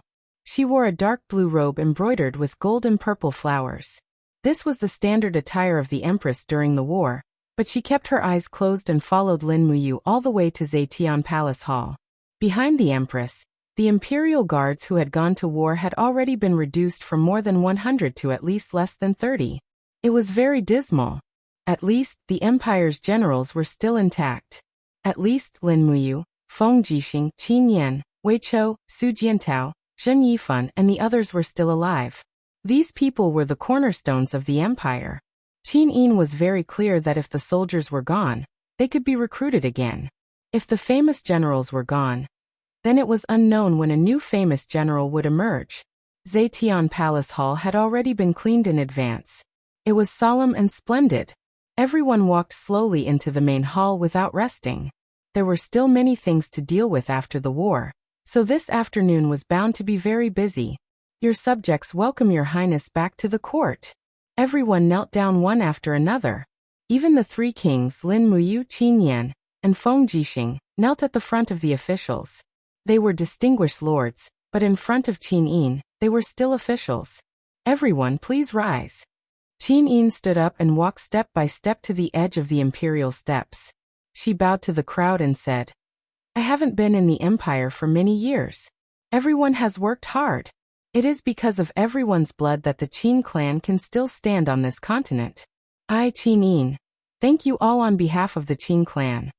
Everyone said in unison, we have no regrets serving the empire. Qin Yin looked at Lin Muyu and said, Your Highness you. Lin Muyu was stunned. Xiao Yin. Qin Yin nodded and slowly knelt in front of Lin Muyu. She smiled faintly and said, Big brother you were originally a genius and could live a Xiaoyao's life without caring about worldly affairs. But because of Xiao Yin, big brother you has suffered so much for so many years. I know it's all my fault. It's hard for you to meet me. She was very moved. The eyelashes under her eyes trembled slightly as she knelt on the ground. Lin Muyu hurriedly walked forward and held her arms. She said softly, Xiao Yin, you are crazy. You are the empress. How can you kneel to an official? Quickly get up. Qin Yin pursed her red lips. Not only am I the empress, I am also your younger sister. We are not monarch and official. Anyway, you can't kneel to me. Quickly get up. Okay. When Qin Yin stood up, Lin Muyu then knelt down with a peace of mind. She raised her eyes and glared at Shangguan Jingyue. She had neglected her duties as the chief female official. However, Shangguan Jingyue also looked helpless. Obviously, she did not have any cultivation. How could she stop what Qin Yin wanted to do? In the main hall, there were many officials. At least more than 200 civil and military officials followed Qin Yin back to Zetian Hall. In addition to the original high-ranking officials of Lanyan City, there were at least 300 people standing in the main hall. Feng Jixing touched his nose. He felt that Qin Yin and Lin Muyu were showing off. He said softly, I feel that you are going to be promoted. Why? Lin Muyu was stunned. Feng Jixing said, Her Highness treats you as a brother and a lover. You are the main contributor. If you don't get promoted, who else will? Get promoted to an X. Lin Muyu couldn't help but curse. We're all royal nobles now. Below monarchs are royal nobles. The three of us are only below one person, but above tens of thousands. If we go any higher, we'll be breaking the heavens. I think we're lucky to not be demoted. Oh, why? Feng Jixing was puzzled. Lin Muyu said softly, Look at the many officials behind us. Many of them are princes from various places. Their troops will soon arrive at Lanyan City. It is called rescuing the emperor. But in fact they are taking advantage of the empire to ask for official positions. Just wait and see. Now that Xiao Yin is back, the three of us will definitely not be able to stay as princes for long. Feng Jixing frowned. You are right. I should have thought of this a long time ago. They will definitely restrict the power of the three of us. However, as long as we hold the military power in our hands, everything will be fine. The crux is that we don't have the military power in our hands. Lin Muyu said, Look, my Longdan army camp and your imperial guards only have a total of less than 30,000 people. It's pitifully small. Any one of these honest princes behind us might have a military power that surpasses ours. The actual situation is that our army has been depleted in battle, while the military power of this group of people is still very intact. Feng Jixing clenched his fist. It's fine. Don't worry. We are gods, and you are a god who possesses a supreme character. If they really make things difficult for us, we'll just kill every prince that comes. What's the big deal? Then the world will probably really be in chaos. Lin Muyu glared at him. Brother Feng, you are too straightforward. You try to discuss everything with me first before making a decision. You are getting more and more cautious in doing things. It's no wonder that the former emperor took you in as his godson. Qin Yin coughed. Hey, Prince Qin and Prince Xian, it's court time now. The two of you should speak softly. Cousin and everyone else are looking at you. Cough cough. As expected, Zheng Yifan, Suyu Tang Xiaoxi, and the other princes were all staring at Lin Muyu and Feng Jixing, the two greatest contributors to the empire's revival. Every one of them looked as if they had seen a ghost. Logically speaking, people who had made such immortal contributions should be steady, but these two were too careless. Qin Yin smiled and said, "Then shall we begin the court discussion? Present the memorial one by one." Yes. Not long after, Zheng Yifan took a step forward with a jade tablet in his hand and said, "Your Highness, this old subject has a memorial."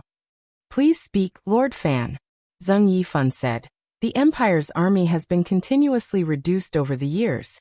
Its military strength has been reduced from the original hundreds of thousands to the current 100,000. This old subject thinks that the new recruits recruited by the various princes are too many and difficult to train.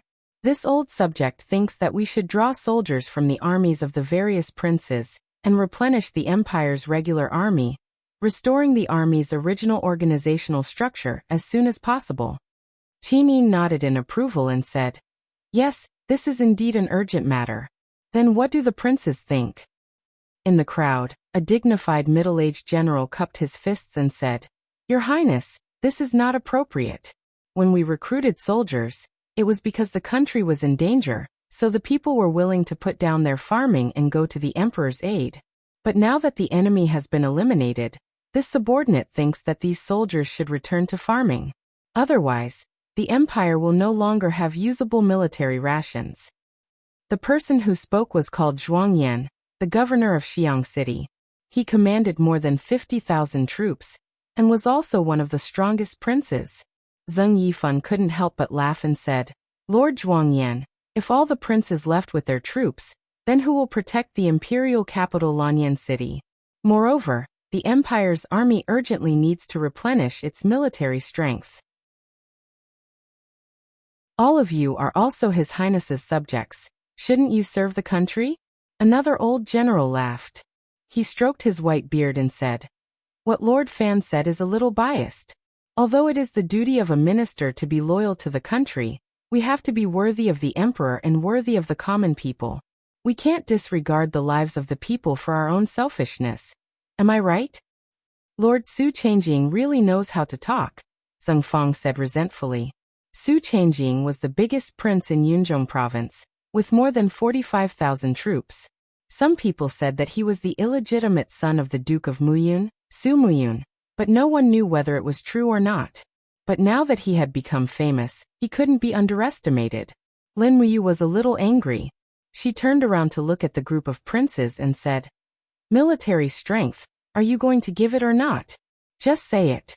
There's no need to beat around the bush. Tell me, are you willing to contribute your military strength to the Empire's army?" He had already used the invisible elephant technique's domain. For a moment, all the princes felt as if they were in an ice cave, almost unable to breathe. "Of course there's nothing we can't do," Su Changjing said. Zhuang Yan said, "But the provinces and prefectures do need military strength, and more than half of the soldiers have to go back to farming. Therefore, I've decided to take 10% of the military strength from each army and give it to the Ministry of War. This is more reasonable." 10%? Qin Yin frowned slightly. "What's enough for 10%? 20%. No one is allowed to disobey. Otherwise they will be punished according to military law." "Yes." The group of princes knelt down one after another, their faces pale. Qin Yin continued, "In 7 days, all the soldiers must be reported to the Ministry of War. The Ministry of Personnel will reward the princes according to the number of troops they have handed over. The reward ceremony will be held in 7 days." "Thank you, Your Highness." The ministers cheered. Lin Muyu, Feng Jixing and Tang Xiaoxi all wore cold expressions. Obviously, the situation was no longer under Zetian Palace's control. The princes had their own ideas, and the people's hearts were in chaos. Late at night, there was a sea of sparks outside Lanyan City. The troops of various princes arrived one after another. In the darkness of the night, a group of noble generals dressed in brocade entered a large tent in the chaotic camp. They were the princes with strong military strength who had been in Zetian Palace during the day. Zhuang Yan, Su Changjing, Lu Xiyu, and the others were among them. Chapter 933. Servants serve the wine. This was Zhuangyan's main tent, so naturally he was the host. Zhuangyan had close to 60,000 soldiers under his command. He had brought almost all the soldiers he could gather from the entire Swift White province. As the most powerful feudal lord, he seemed to have other plans. Su Changjing, Lu Xiyu, and the others sat down one after another. They looked at each other, not knowing why Zhuangyan had called them here. The song and dance can begin now, Zhuangyan said lightly. Inside the barracks, slender women in black cloaks walked in one by one. Under the illumination of the candlelight, their beautiful faces were extremely moving. What was unimaginable was that there were actually dozens of high-quality beauties hidden within the army. However, it seemed that these beauties were merely Zhuangyan's exclusive pets. The dancers raised their hands and untied the cloaks in front of their chests. When the cloaks fell to the ground, everyone's eyes lit up. These dancers only wore close-fitting silk dresses, which outlined their graceful figures very enchanting. Their bodies swayed gently, and it was extremely beautiful. Everyone, how are the beauties of my Swift White province? Zhuangyan suddenly asked. Su Changjing was startled. Then he smiled and said, very good. The Swift White province is indeed a good place to nurture such stunning beauties. Zhuangyan raised his cup and laughed. Come, let's drink to the brim first. No one dared to disrespect Zhuangyan. Everyone raised their cups. After 3 rounds of wine, Zhuangyan waved his hand. Immediately the dancers took their seats. Almost every feudal lord had a dancer beside him. Zhuangyan squinted his eyes and smiled. There's wine for today. Please don't let this good time go to waste. Ha ha ha. Bailing City's prefect Lu Xiyu frowned and said, Lord Zhuangyan, I wonder why you called us here. Zhuangyan said, it's nothing important. I just wanted to invite all of you here for a banquet. Why, Prefect Lu, do you think I have something on my mind? Ha ha ha ha. Lu Xiyu cupped his fists. No, please don't think too much. No, I really do have something on my mind. Zhuangyan's voice suddenly became stern. Immediately, all the vassals looked over. Zhuangyan seemed to be a bit drunk as he stood up shakily. Holding a wine cup in his hand, he said, we are all subjects of the empire, and we have worked hard for the sake of protecting the emperor. Today, the forces gathered by all of you here are more than 10,000 men. We have dragged out an ignoble existence in our respective cities, seized cities from the enemy, and slaughtered their soldiers. However, to this day, we have not received any rewards. Why is it that Wei Chou Su Jiantao and the others have been promoted to nobility and given more contributions? Why? It's only because they are the direct subordinates of Qin Emperor Lin Muyu. I, Zhuangyan, feel sorry for everyone here. Su Changjing remained silent. Lu Xiyu, on the other hand, put down his wine cup with an indignant look on his face and said, that's right, they look down on our background and think that we are just local tyrants. The words of Zetian Palace have never been in our hands. Her Highness the Empress has only put people like Zhen Yifan, Suyu Linmuyu, and Feng Jixing in important positions. She has nepotism, and vassals from other places like us will never have a chance. That's right. A burly man stood up. He was the prefectural governor of Tianshu province, and his name was Zhou Heng. He had gathered more than 20,000 soldiers. At this moment his face was flushed red, and he said angrily, we also want to serve the empire, but why are we always inferior to others? Zhuangyan smiled faintly and said, that's right, that's the reason. If we hand over our military power, I'm afraid that we will soon become fish on the chopping board, waiting to be slaughtered. Everyone, we have to think about our future and prospects. Su Changjing narrowed his eyes and asked with a smile, then what exactly do you think, Sir Zhuangyan? Zhuangyan laughed heartily and suddenly threw his wine cup to the ground. The world should be governed by the people of the world. Why should one person have the final say? Everyone was shocked. Zhuangyan's words were no different from treason. Lu Xiyu frowned and said, Sir Zhuangyan, please be careful with your words. Her Highness is benevolent and has never done anything that would harm the common people. If your words are heard by the 3 dukes or Princess Shi, I'm afraid you will have to bear the consequences. Why? Are you afraid, Sir Lu? Zhuangyan smiled and pointed at the door. The door is over there. If Sir Lu is afraid, please leave. I, Zhuangyan, do not keep cowards in my tent. Lu Xiu gritted his teeth. When he came in, he saw many guards outside the tent. If he really went out, he might not have the chance to return to his tent. Zhuangyan was a ruthless person, and there was nothing he couldn't do. I'm not afraid, I'm just worried, Lu Xiu said. Don't worry. As long as the feudal vassals stick together, what can they do? Zhuangyan said. Yes, yes. Everyone agreed in unison. Su Changjing said. Then what does Sir Zhuangyan want? Zhuangyan said. Doesn't Her Highness want 20% of our military strength? Then give it to her. After everyone returns to the camp, pick out the old, weak, and sick in the army and hand them over to the Ministry of War. These old and weak people were originally used to make up the numbers, so it doesn't matter if we give it to them. In addition, please gather your encampments and surround the Swift White Province's feudal army. Don't let them break through one by one. Yes, that makes sense.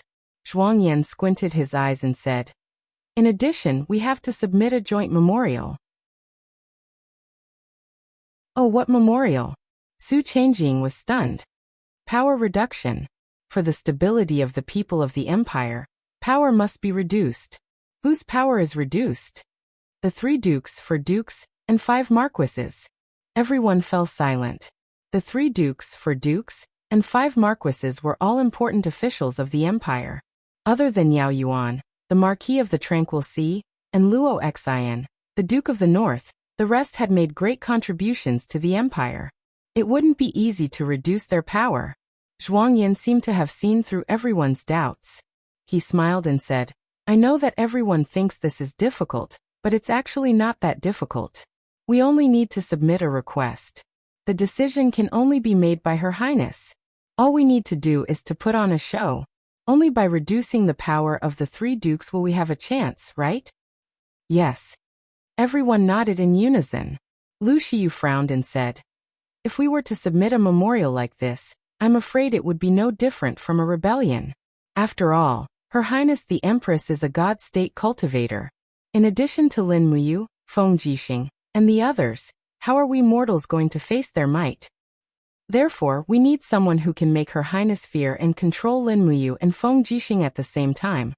Zhou Heng said with a smile. Oh, Zhuangyan was stunned. There is such a person in this world? Who is Lord Zhou Heng? If I can invite this person, he will definitely be able to turn the situation around. Who is it? Qing, allow me to keep you in suspense. Ha ha ha, just wait and see. Zhou Heng said proudly. My Heaven's Pivot province is rich in resources and has many hidden dragons and crouching tigers. It will definitely broaden your horizons. 7 days later, at the barracks of the Ministry of War. Early in the morning, a group of cavalrymen flew into the barracks. It was Lin Muyu and Feng Jixing. They had brought a group of guards to select new soldiers. This was a promise that Qin Yin had made to them. She had allowed the Longdan army camp and the Imperial Army to have priority in recruiting new soldiers. The vassals outside the city had contributed 20% of their troops, which was a total of 130,000 soldiers. It should be enough. However, when Lin Muyu and Feng Jixing entered the drill ground, their faces turned ashen. The drill ground was densely packed with new soldiers, but their clothes were disheveled. Almost all of them were veterans, and many of them were crippled. They couldn't even lift a spear. What's going on? Wei Chou frowned. Their average age is enough to be my father's. Feng Jixing sneered. I knew it. These vassals won't be so kind as to hand over their elite troops. They are just putting up a front. We should have killed them back at Zetian Palace. If you kill them, Xiaoyin will have a hard time as the empress.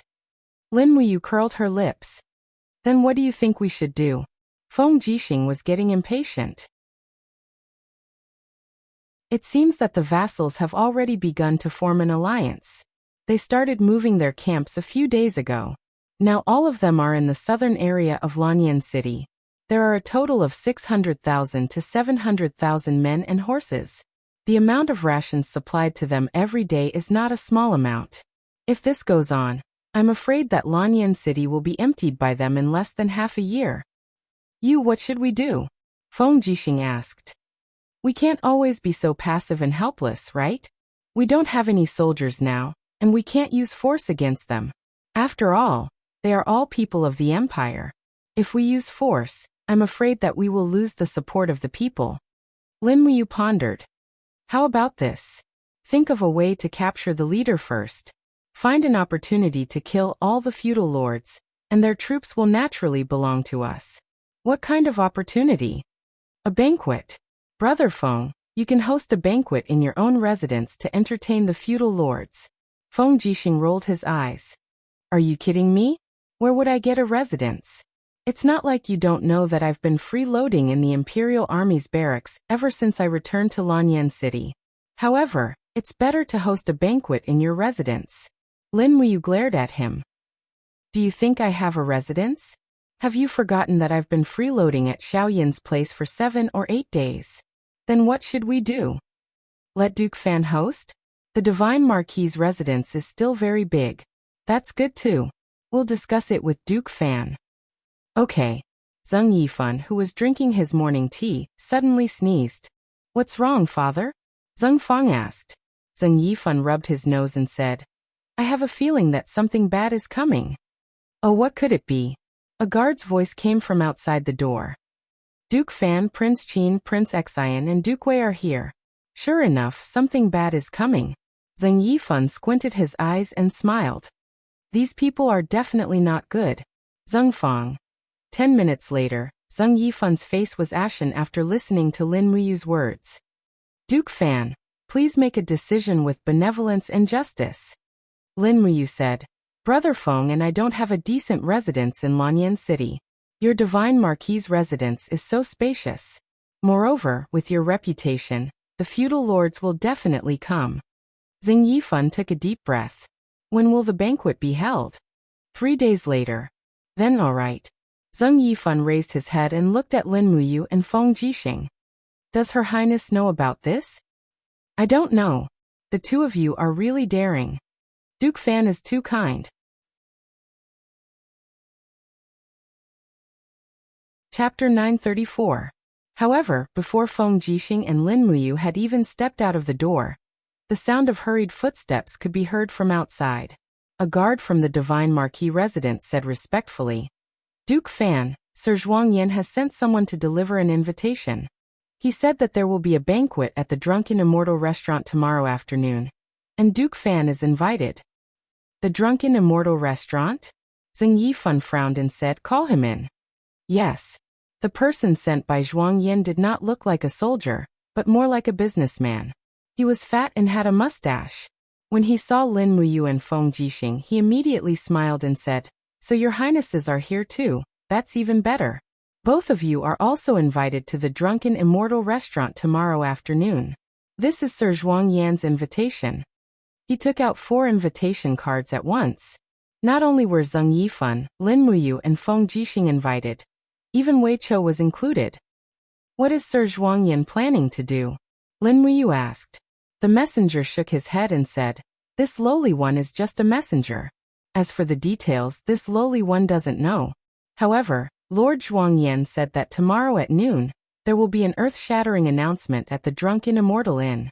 I hope that the 2 princes, Duke Fan and Minister Wei, will not miss it. Who else did he invite? Feng Jixing asked. The 3 highnesses, the 3 dukes and many marquises have been invited. In addition, the Ministry of War, Ministry of Manpower, Ministry of Justice, Divine Temple and Elixir Department of Lanyan City have also been invited. There are about 100 people in total. All right, that's all. You can go now. Tell Zhuangyan that we will be there on time tomorrow. Yes, then I'll take my leave. After the messenger left, the people in the living room frowned. His movements are quite fast. We didn't even have time to make a move before he made the first move. Lin Muyu said lightly. Tomorrow's lunch at the Drunken Immortal restaurant won't be that delicious. Zheng Yifan nodded. A few days ago, I heard that Zhuangyan had also invited the various feudal princes to a banquet. Lu Xiyu, Su Changjing, Zhou Heng, Zhao Xinpei, Yang Zhong, and the other feudal princes were all present. The imperial army only has 100,000 troops, but the hundreds of feudal princes have 6 or 7 times more troops than us. They can already be considered to have the power to decide life and death. As he spoke, Zheng Yifan sat down and sighed. Originally, we could enjoy peace after defeating the celestial pole continent, but I didn't expect that the empire's chaos had only just begun. Feng Jixing said, Zhuang Yan and the others don't have good intentions. In my opinion, we should cut the Gordian knot and kill the feudal prince's leaders, ending all troubles once and for all. Your Highness Prince Xian, times have changed. It's no longer the time for you to kill hundreds of generals in the 7 seas. Back then, the main forces of the Empire's army still existed and Tang Luan was still around, so they still had some reservations. But now, the chaos in the feudal vassal states' armies is no longer something that people like Tang Lu can compare to. Zhuang Yan, Su Changjing, and Lu Xiyu. Which one of them isn't a sly old fox? If we really kill them with our status as Divine Realm experts, their subordinates will also lead their armies to attack Lanyan City. Lin Muyu said, we'll talk about it after we go to the Drunken Immortal restaurant tomorrow afternoon. MHM. Feng Jixing nodded. Lin Muyu then looked at Wei Chou and said, deploy 2,000 people from the Longdan army camp to guard the surroundings of the Drunken Immortal restaurant. If anything really goes wrong, we'd rather kill the innocent than let them off. Don't leave any feudal princes alive. Wei Chou cupped his fists. Yes, I understand. Feng Jixing muttered, this matter. Should we tell Her Highness Yin and Princess Shi? The two of them have just been freed from the war. It's better not to tell them. We'll make the decision ourselves. I think Xiao Yin and Xiao Shi won't blame us. All right. The next day at noon, there were no other customers in the Drunken Immortal restaurant on Tongtian Street. The entire place was under martial law by the guards of the feudal prince's armies. However, the streets outside the Drunken Immortal restaurant were tightly guarded by the armored cavalry of the Longdan army camp. If there were any disturbances, the hundreds of guards of the feudal prince's armies naturally wouldn't be a match for the battle-hardened elites of the Longdan army camp.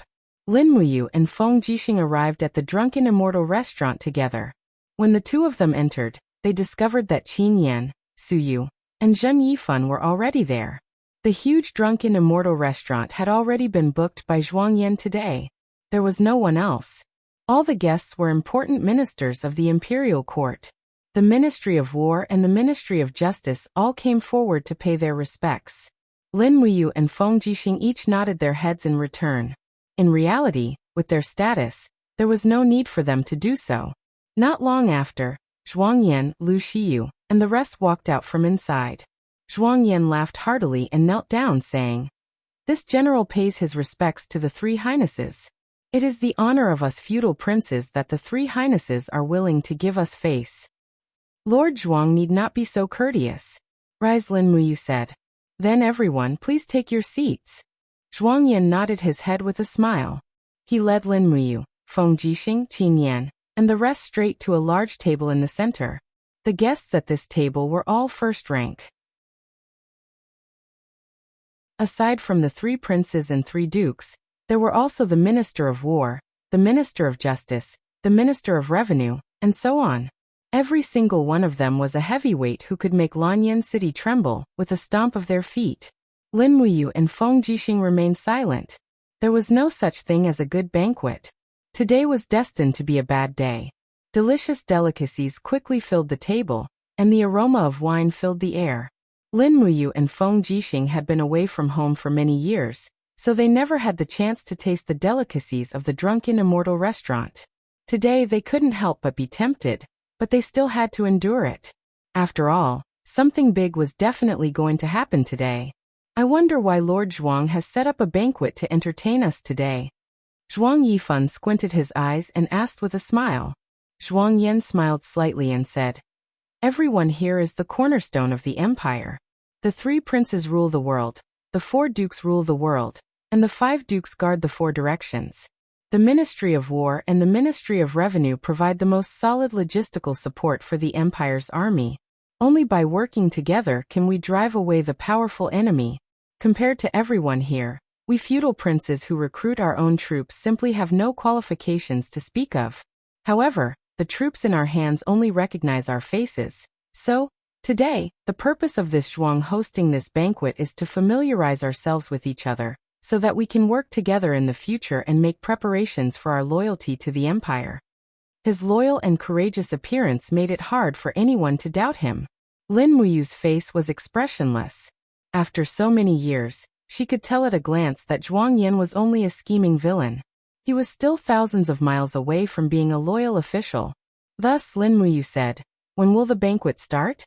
I'm hungry." "Ha, Your Highness Prince Qin, please wait a moment." Zhuang Yan laughed and said, "Today, other than everyone here, this general has also invited a highly respected elder of the empire's royal family. With him here, the empire can truly be at peace for a long time." "Oh." Lin Muyu was a little displeased and said, "Who is this person? How can he have such a big tone?" "We found this person in Heaven's Pivot Province. He has already concealed his identity for many years, escaping from Fairy Lake to live in the northeast of Heaven's Pivot Province, living like a hunter. I think Your Highness Prince Zhong should be quite familiar with him." Zhuang Yan looked deeply at Qin Yan. Qin Yan was slightly stunned. What am I familiar with? Call him over first." "All right." Zhuang Yan clapped his hands and said, "Men, invite His Highness in." Immediately, the curtains at the back of the hall were pulled open. An old man with grizzled hair and beard walked over under the support of 2 guards. His spirit was still considered hale and hearty, but his appearance was incomparably aged. Everyone stared dumbfounded with their mouths agape, feeling that he was somewhat familiar. Even Lin Muyu and Feng Jixing were dumbfounded.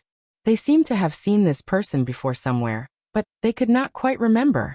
Among the crowd, only Qin Yan slowly stood up and walked over in a daze, saying in a trembling voice, "Royal Father, is that you? Royal Father." The arrival was precisely Prince Jining Qin Quan, Qin Jin, Qin Yi's younger brother. Qin Quan's old tears flowed down, his palm trembling as he supported Qin Yan's arm. "Ayan, my Ayan has grown up. Father misses you and your brother every day. Today, I can finally see you guys."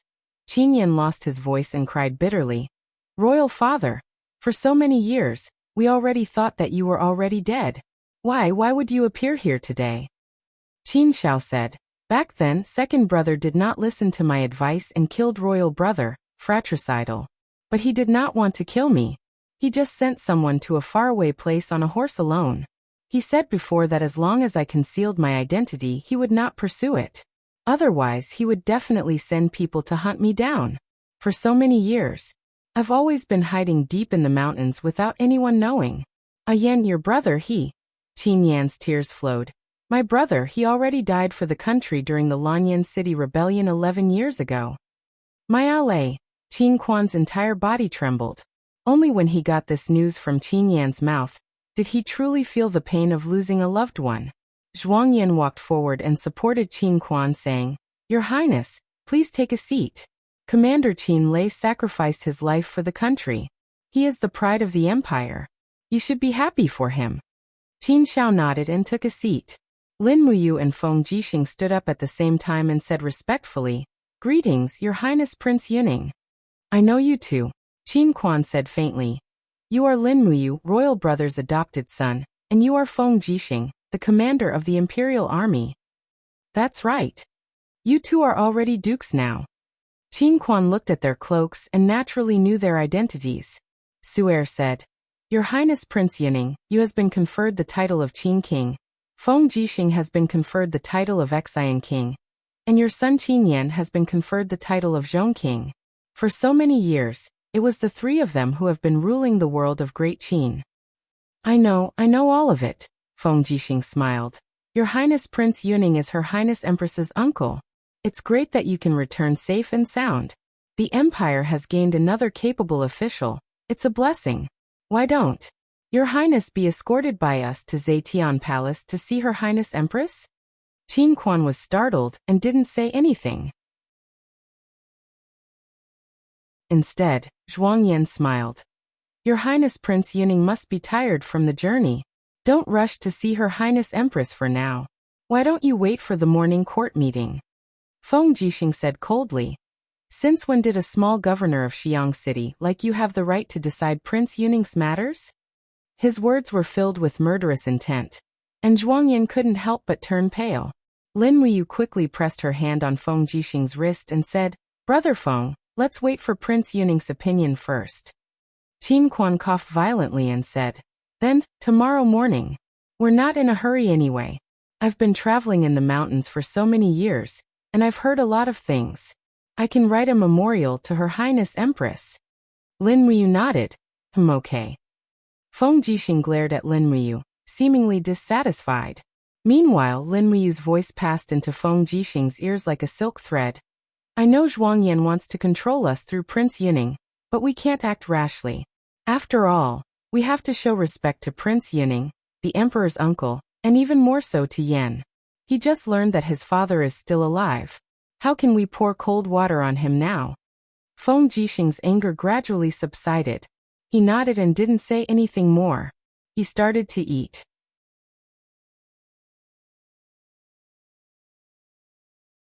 Chapter 935.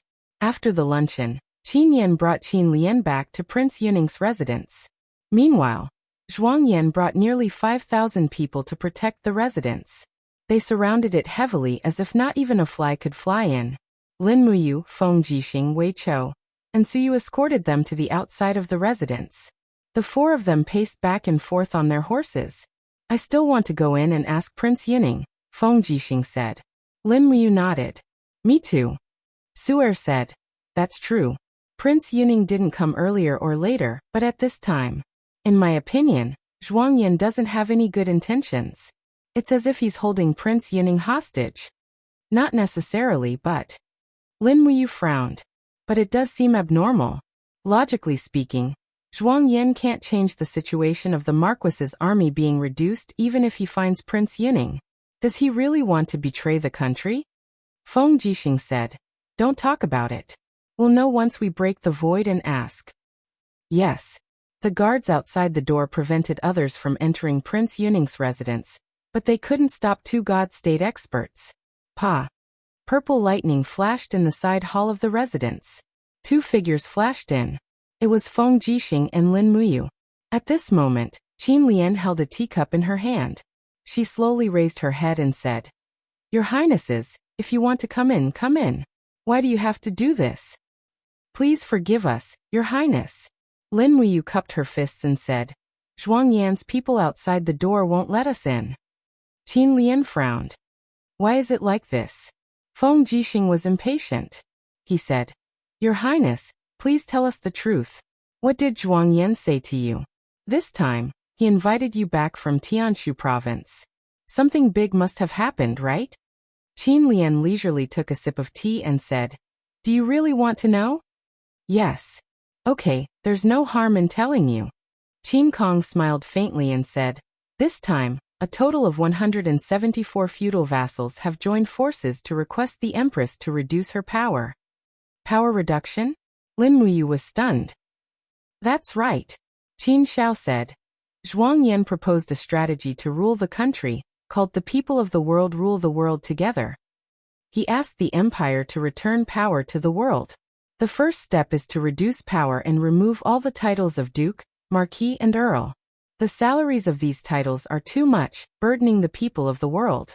The power of these titles is too great, making the people of the world feel unfair. From now on, I'm afraid the Great Qin will only have one Royal Highness, the Empress. There will no longer be the 3 dukes and 5 marquises. Lin Muyu and Feng Jixing were stunned. Qin Kong smiled. "Why? Are the two of you reluctant to give up your fame and fortune?" "Of course I'm willing." Lin Muyu smiled brightly. "It's just that I don't know what Zhuang Yan and the others want to do. What happens after we lose our power? After we lose our titles, who will rule the world?" "Congress." Qin Xiao said. "This is their initial plan. They will set up a huge conference system, make laws and rule the country by law. Her Royal Highness will no longer be the highest authority. All major decisions will have to be discussed by the Congress before they can be passed." Feng Jixing was a little annoyed. "Is this treason? A bunch of B*****stards, how dare they dismiss Her Royal Highness, This is simply wishful thinking. I can kill them all with my 2 knives. Qin Kong smiled. His Royal Highness Prince Xian is a god. Although he won't be restricted by many things in the mortal world, as long as Prince Xian kills people, it will be equivalent to giving the Marquis army a reason to attack Lanyan City. With 700,000 Marquis army soldiers, can the 30,000 Longdan army camp and Imperial guards in Lanyan City stop them? You say something, Feng Jixing said. Lin Muyu stood there as if she had been petrified. A few words flew in her mind. They were about to set up a congress. Was this considered progress for historical civilization or a regression? From the perspective of civilization, he should support the establishment of a congress and the establishment of a constitutional state. However, from his own perspective, how could he let those despicable people deprive Qin Yin's legitimate heir of the throne? Now there were 2 choices in front of Lin Muyu. One was to use Feng Jixing's method and kill the leaders of the Marquis army in a thunderous manner. Then they would start a war and forcefully conquer the 700,000 troops outside the city. However, the result would be the end of the empire. There wouldn't be any more troops.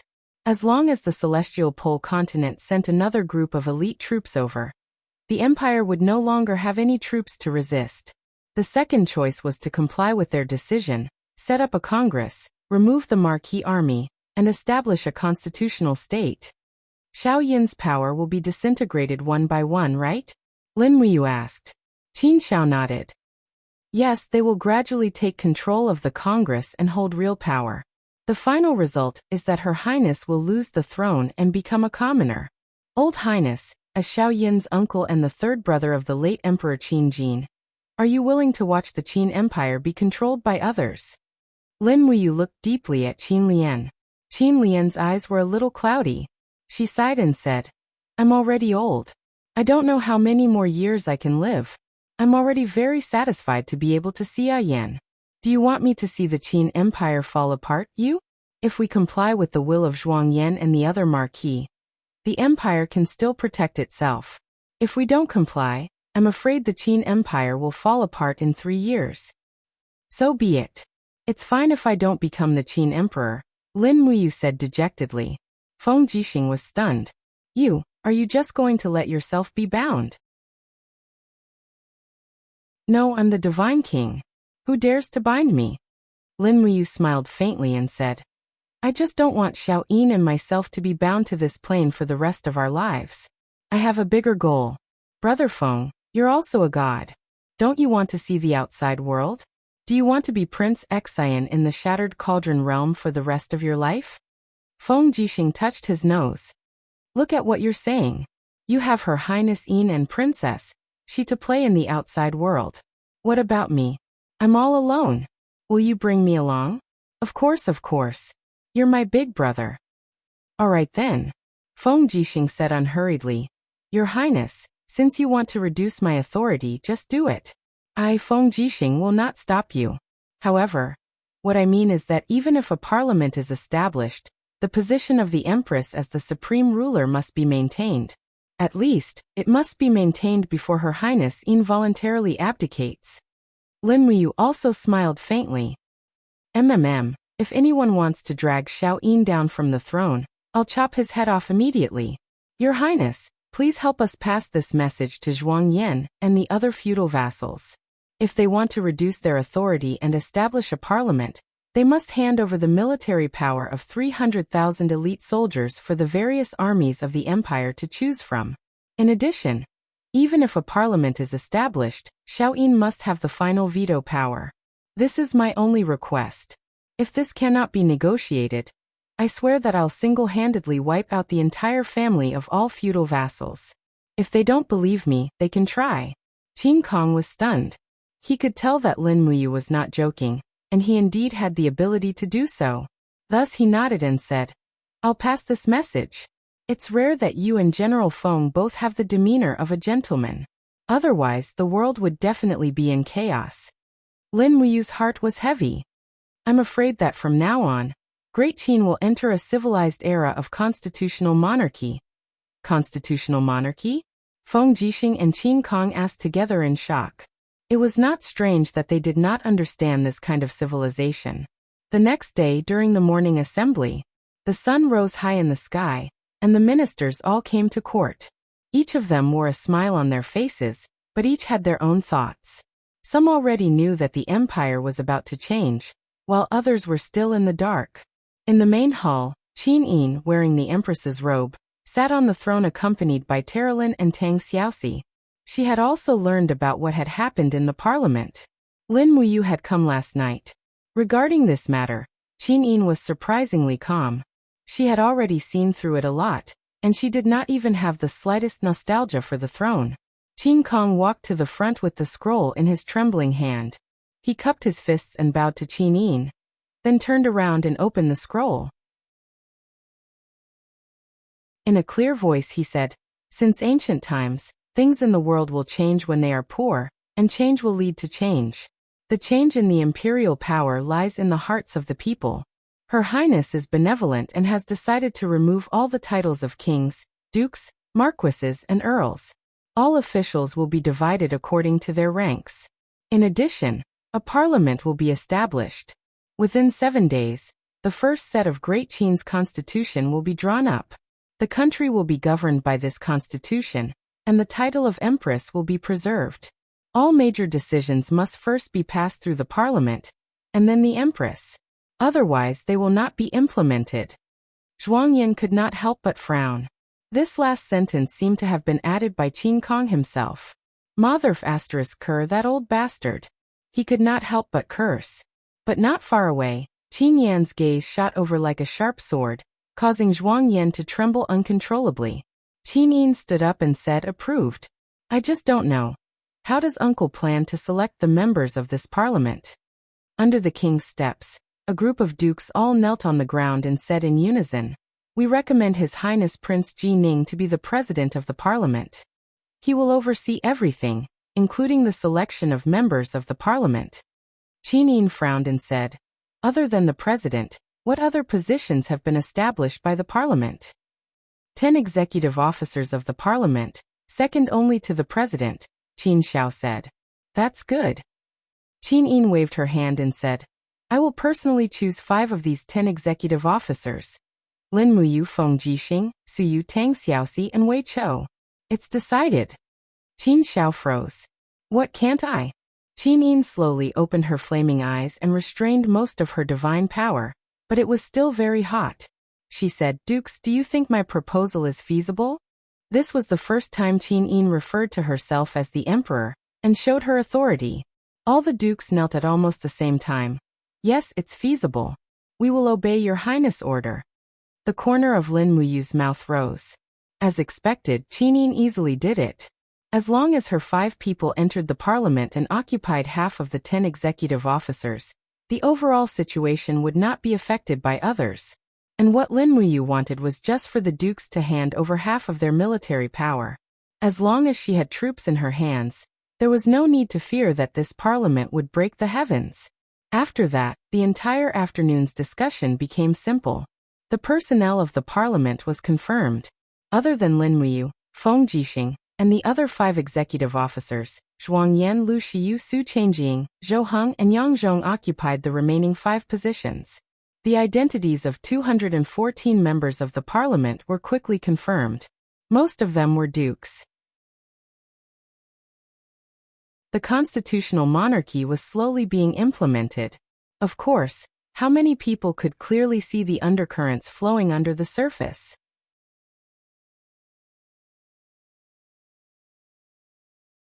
Chapter 936. Holding the golden token in their hands, Lin Muyu, Feng Jixing, and Qin Yan knelt on one knee and raised the token of Emperor Qin, token of Emperor Xian, and token of Emperor Loyalty. Meanwhile, Shangguan Jingyue collected them one by one, and put them on the maid's tray. She said, "Your Highness, the token of Emperor Qin, token of Emperor Xian, and token of Emperor Loyalty have been collected." Qin Yin closed her eyes and said softly, "Pass down my order. Reinstate Lin Muyu as the commander of the Longdan army camp. Reinstate Feng Jixing as the commander of the Imperial Guards, and promote Qin Yan as the Grand Deacon of the Sanctum. Wei Chou, Su Jiantao, and the others will be given other important positions and arrangements." Zhuang Yan was taken aback. He glanced at the feudal vassals behind him. Immediately, Su Changjing cupped his fists and said, "Your Highness, please reconsider. The position of the commander of the Imperial Main Army is related to the overall situation. We need to be more cautious. Since the Congress has been established, the positions of the commanders of the Longdan Army Camp and the Imperial Guard should be reappointed. The decision should be made by all the members of the Congress. Please consider it, Your Highness." Qin Yan's face was cold. She said indifferently, "The Longdan Army Camp is the army that I rely on the most. The Imperial Guards are my guards that protect the Imperial capital. Why can't I decide on these two armies? How can I allow the Congress to intervene?" Lin Muyu also sneered. "Su Changjing, aren't you stretching your hands a little too far as the Grand Deacon? The Longdan Army Camp is my army. Everyone is my people. The future of the Longdan Army Camp can only be decided by me. Who do you think you are?" Lin Muyu. Su Changjing was so angry that he was trembling.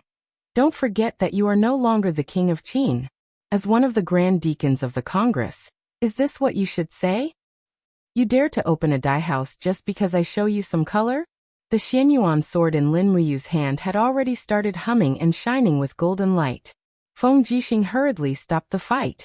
He grabbed Lin Muyu's wrist that was holding the sword and said to Su Changjing, "Lord Su, don't continue to anger Commander Yu.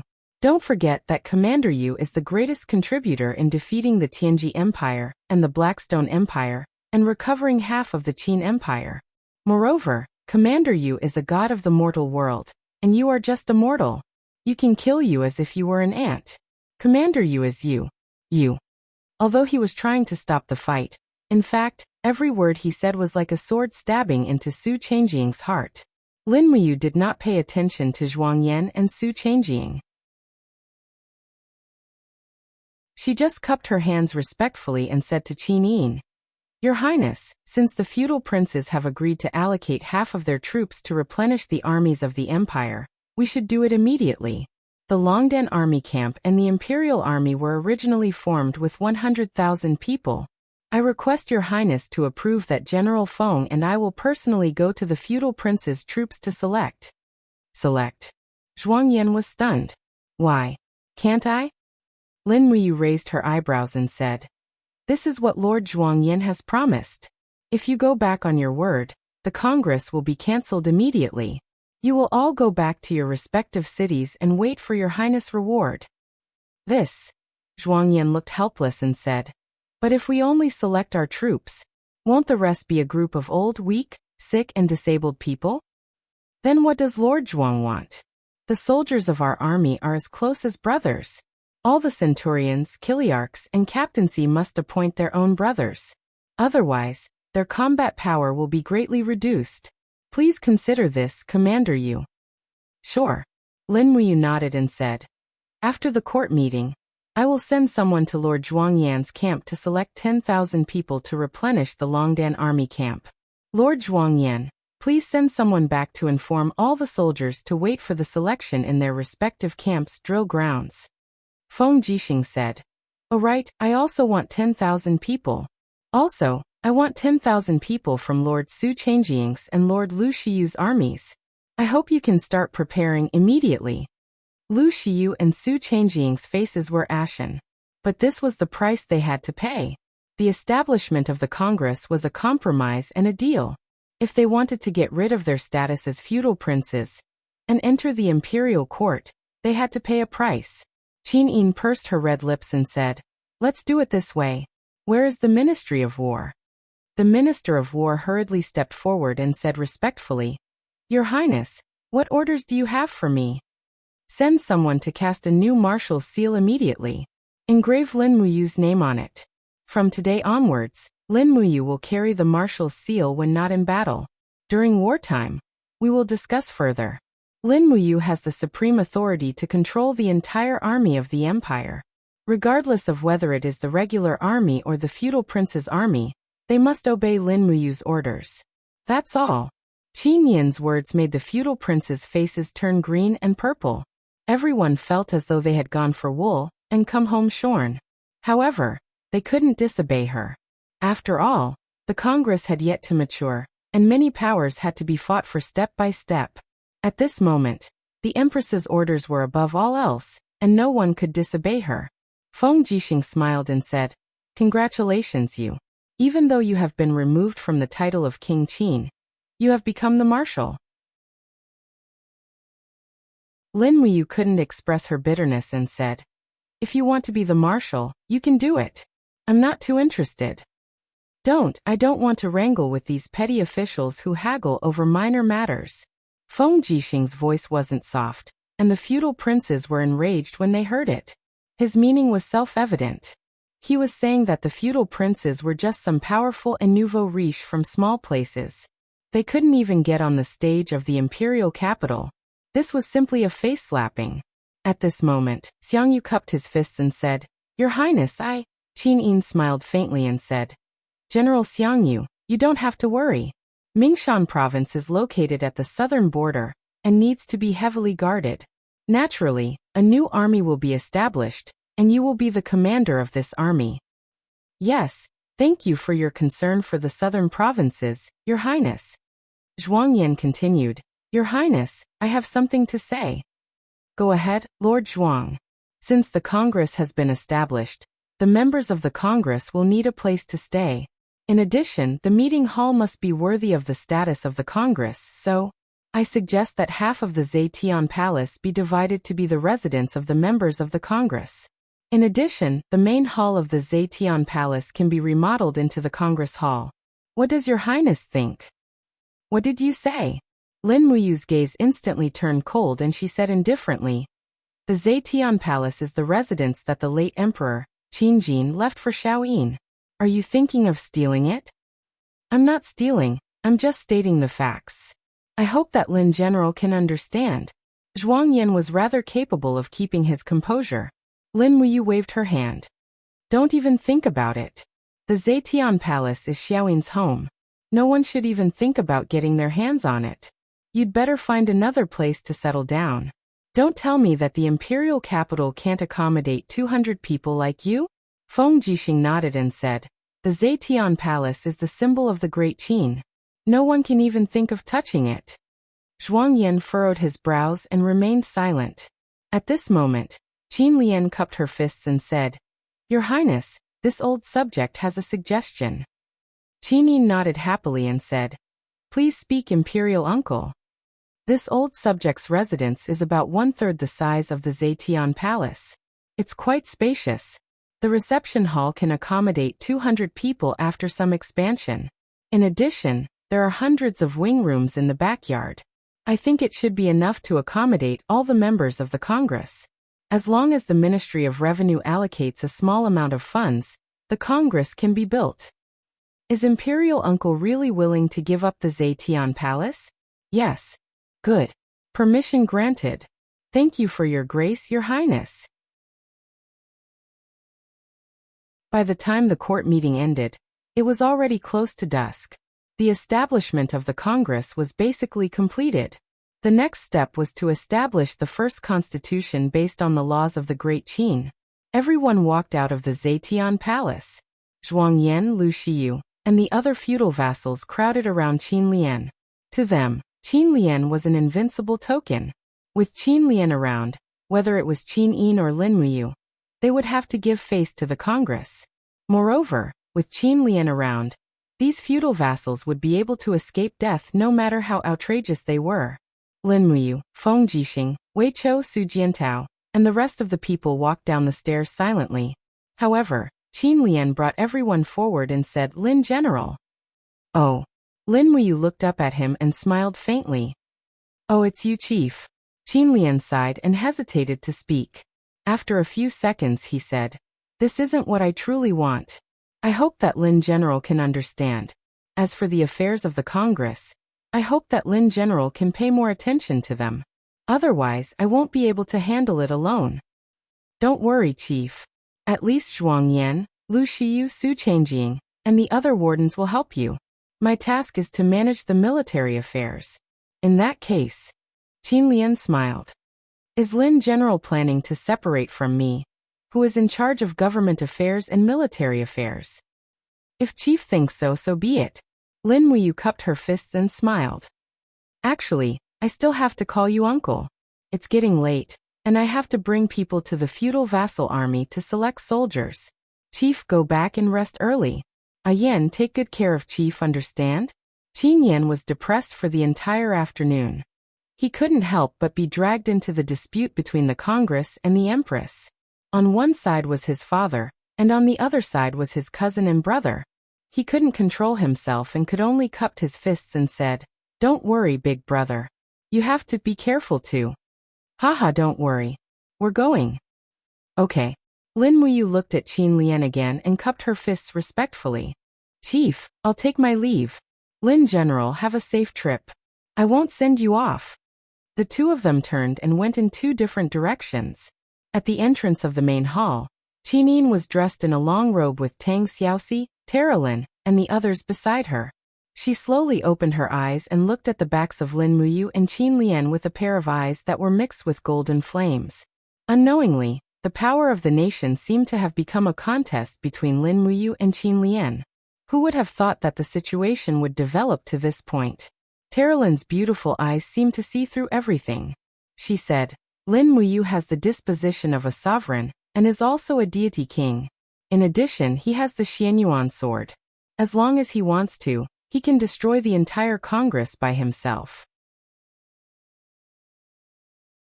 I really don't know why he has to endure this.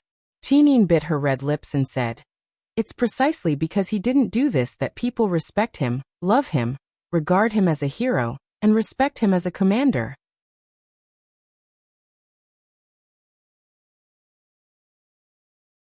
Chapter 937. In the middle of the night, the vassal army's camp was filled with people shouting and horses neighing. Torches formed a forest as a large number of soldiers gathered in the drill ground. Tens of thousands of soldiers stood motionlessly in the drill ground. Zhuang Yan had a total of more than 50,000 soldiers, and they were selected in the 3 drill grounds. Lin Muyu and Feng Jixing did not bring many people with them. The Longdan army camp and the imperial army added up to more than 1,000 people. The 2 God State experts did not care about the vassal army's combat power at all. These were just ordinary people. Only when they were equipped with magic crystal cannons and deicide cannons could they be considered as an army with real lethality. Lin Muyu galloped past the periphery of the phalanx, her eyes falling on the soldiers in the phalanx. She had been in the Shattered Cauldron realm for 11 years and fought for 7 years, so she was very good at judging people. Lin Muyu could almost tell whether a person could become an outstanding soldier at a glance. It was the same for Wei Chou, Su Jiantao, and the others. Naturally, the speed of the selection was very fast. On the contrary, Feng Jixing was very meticulous in his selection. He looked like a clever wife and was very serious and meticulous. Until dawn, Lin Muyu selected more than 40,000 people from the 7 vassal armies to join the Longdan army camp. All of them were led by Wei Chou to the Longdan army camp's northern camp. The original camp of the Longdan army camp was still there, and it was enough to accommodate these people. As for the remaining 50,000 soldiers, they could choose slowly. This matter could not be rushed. Even when it was noon, there was still no rest. The flags of the Dragon's Courage barracks in the north of the city were fluttering in the wind.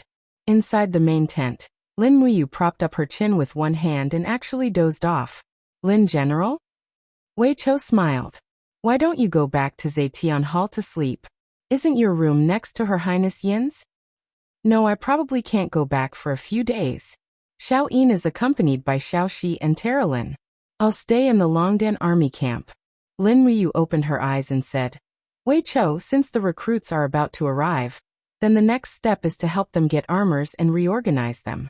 Also, within 3 days, we must prepare for training and quickly raise their battle strength. Yes, this subordinate understands. I'm afraid it won't be that easy, said Situ Senior. Of course it won't be that easy. Lin Muyu smiled. What do you think, General Sun? Situ Sun cupped his fists and said, Lin General, our newly recruited 40,000 people can be said to be divided into 7 groups. Every feudal lord's men are in one group. They are all closely grouped together. Moreover, the 4 captaincy are not on good terms with each other.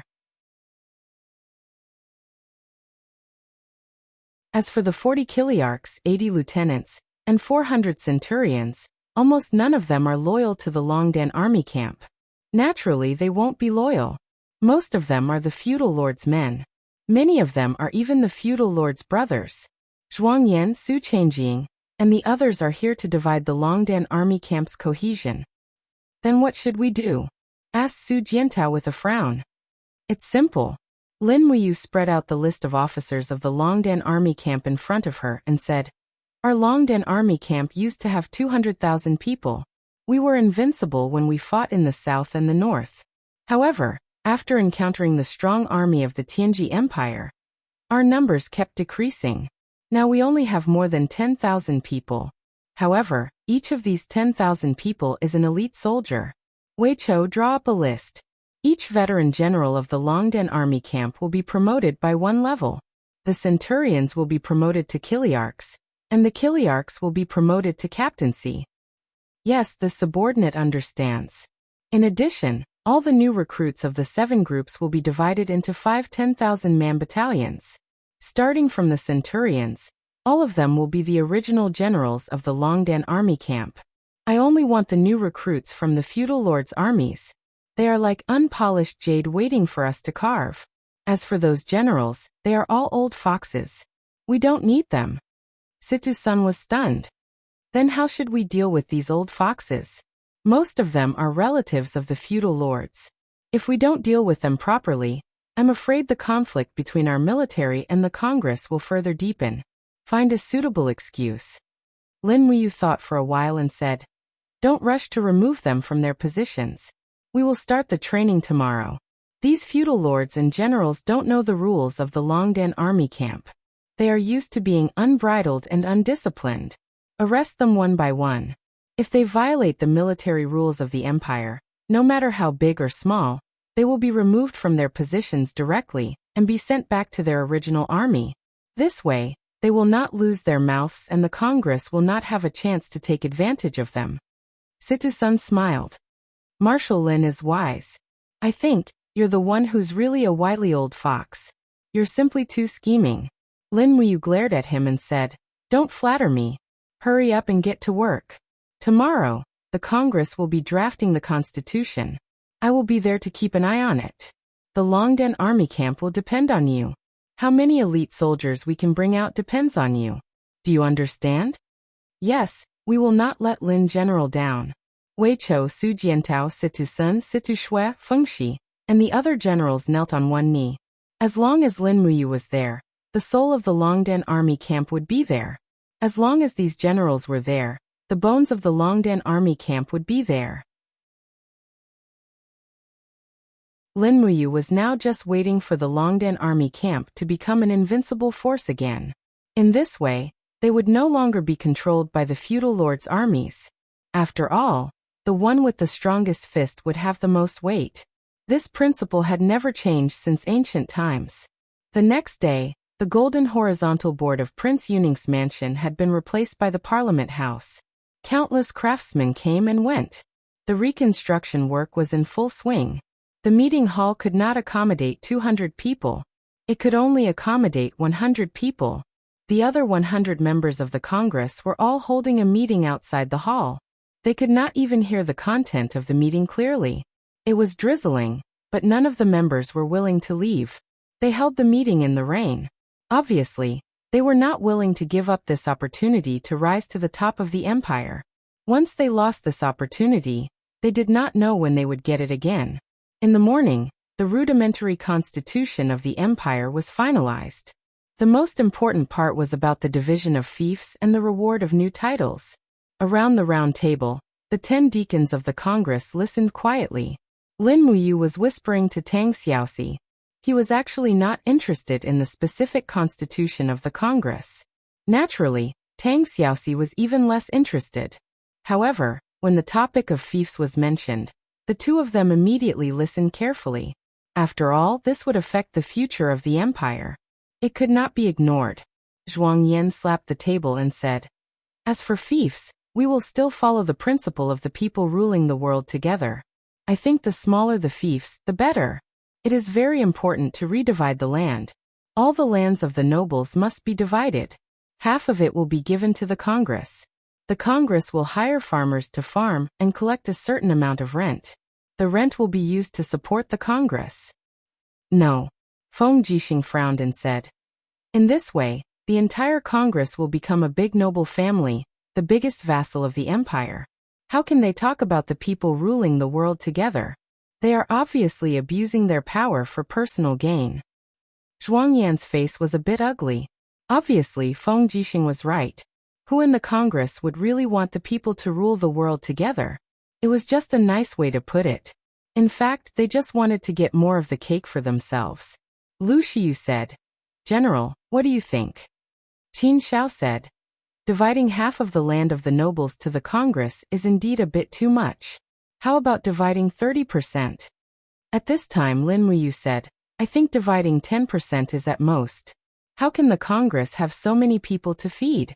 Giving more benefits to the farmers will make them more active. It is more important to hand over the grain to the various states and counties, and turn it into military food. Qin Xiao laughed. Lin General is always the most concerned about military affairs. Lin Muyu said seriously, although the Tianji Empire and the Blackstone Empire were defeated, it doesn't mean they won't come again. On the contrary, I think if we continue to waste time on this kind of division of land, the more likely the celestial pole continent will launch the next attack. Zhuang Yan smiled and said, the 400,000 troops of the Tianji Empire were almost wiped out by us. The 300,000 troops of the Blackstone Empire, only less than 50,000 returned. We have 400,000 troops of the feudal lords and 400,000 regular troops of the empire. Zhuang Yan, may I ask, if the Tianji Empire wants to launch another expedition, what will they use to fight against us? Lin Muyu stood up, her eyes full of contempt. Zhuang Yan, have you fought with the main force of the Tianji Empire? No. Then what gives you the right to talk nonsense here? Lin Muyu's palm landed heavily on the table, causing everyone's teacups to fly. Her voice was not loud, but it was very penetrating. Forgive me for being blunt. The 700,000 feudal lords may not even be able to defeat the 100,000 regular troops of the Tianji Empire. Everyone, don't be complacent all day long. Instead of wasting time here, why don't you think about how to strengthen the army? If the army of the celestial pole continent attacks again, what you have now will disappear. The feudal lords were dumbfounded. No one expected Lin Muyu to fly off the handle in public. Lin General, calm down. Qin Xiao was a little embarrassed. Lin Muyu also suddenly felt that what she had said was a little inappropriate. She said respectfully, General, I misspoke just now. I hope you don't mind. I won't participate in the afternoon meeting. The commanders of the Empire's army are discussing military affairs in Zetian Palace. Okay, Lin General, go do what you have to do. I will take charge of the Congress. Yes. In the afternoon, in Zetian Palace, Qin Yin was listening to the military affairs meeting regarding the reconstruction of the Empire's army. All the commanders of the army attended the meeting. The group of generals all sat up straight and looked at the scroll in Lin Muyu's hand with burning eyes. What was written on it was very important. It was related to the future combat power of each army. Can we start? Lin Muyu looked up. Everyone said in unison, Lin General, make the announcement. Okay. Lin Muyu nodded and said, after discussion with Xiao Yin, we have decided to keep the Empire's 10 army divisions. Among them, the Longdan army camp will have 100,000 soldiers, the Imperial Army will have 80,000 soldiers, the Iron Blade Army will have 50,000 soldiers, the God Might Battalion will have 30,000 soldiers, the Qin Dragon Army will have 20,000 soldiers, the National Garrison Army will have 30,000 soldiers, the Kanglan Army will have 10,000 soldiers, the 7 navies will have 30,000 soldiers, the Tsangnan Army will have 50,000 soldiers, and the Mingshan Army will have 50,000 soldiers. There will be a total of 10 army divisions. If the Demon Army in the Tongtian Gorge is added, it will be 11. We will do our best to replenish the numbers after drawing troops. Does anyone have any objections? Yes. In the crowd, Tang Zhen, the commander of the National Garrison Army, stood up and cupped his fists. Lin General, the defense of the empire's border is empty. There are no troops stationed in Lingdong province, and it has been repeatedly robbed by the Blackstone Empire's mercenary corps. Which army should we send to Winterfrost City?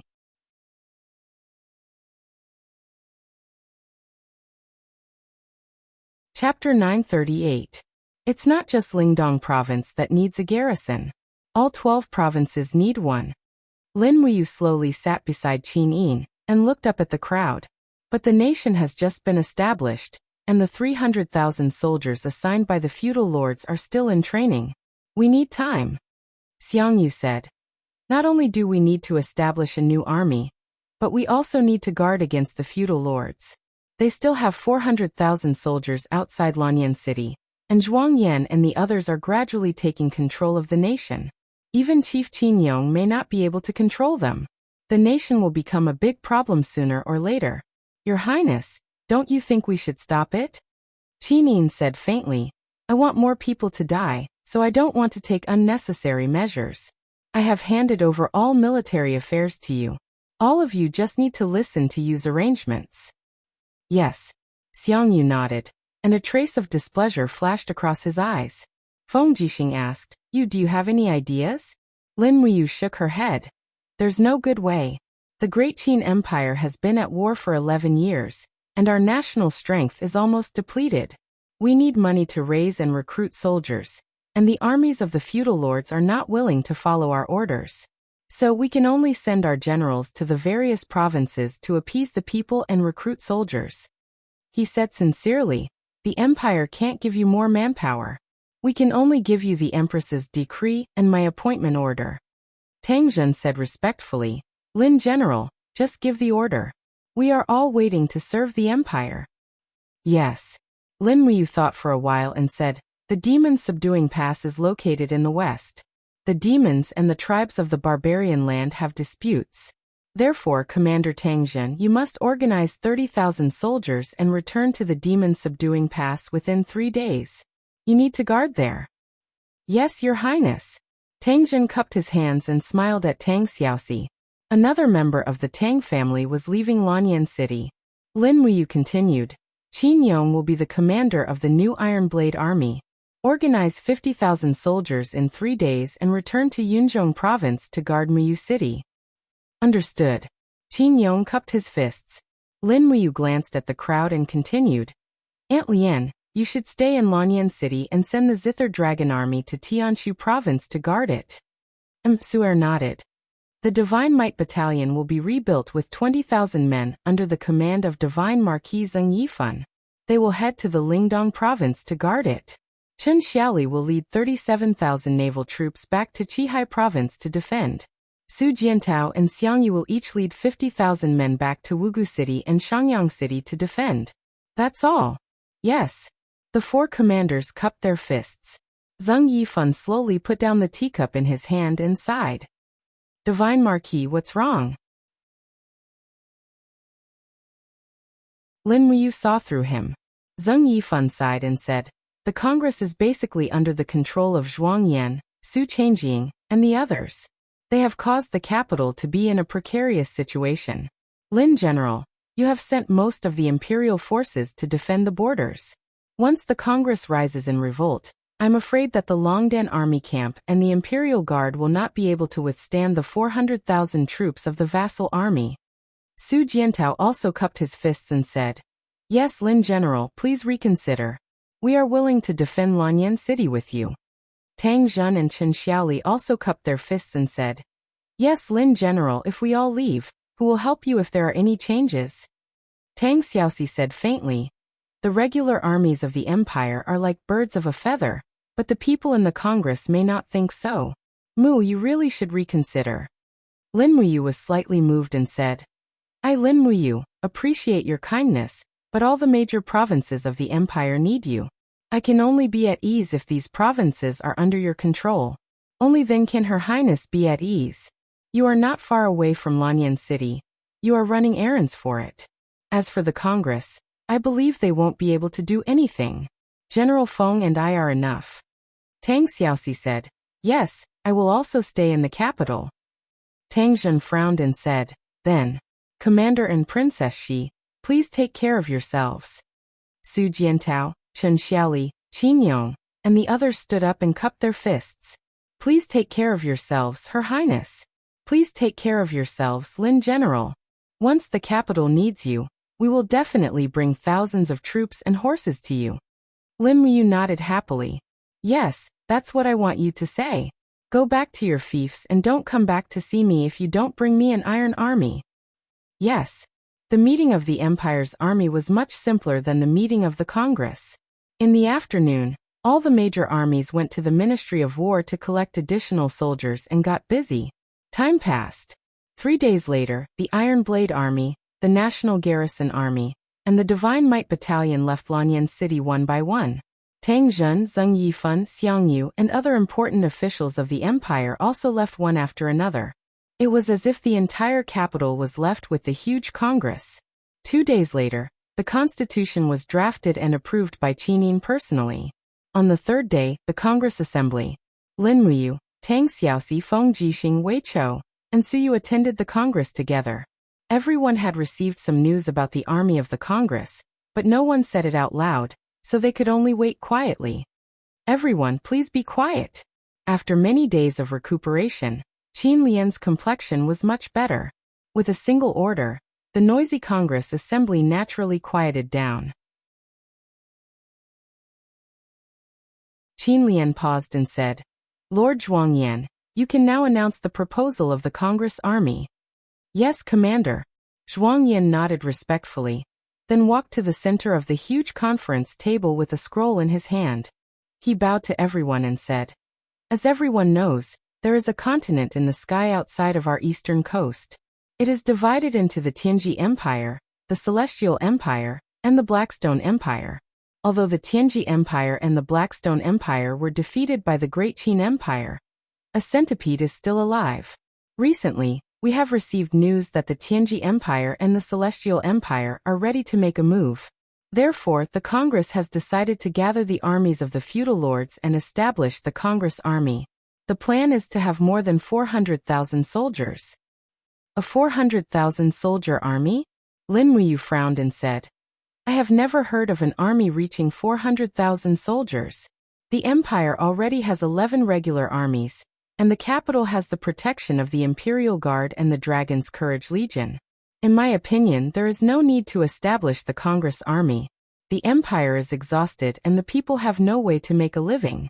How would there be enough food and resources to support such a large army? Lin General's words are incorrect. Zhuangyan smiled faintly.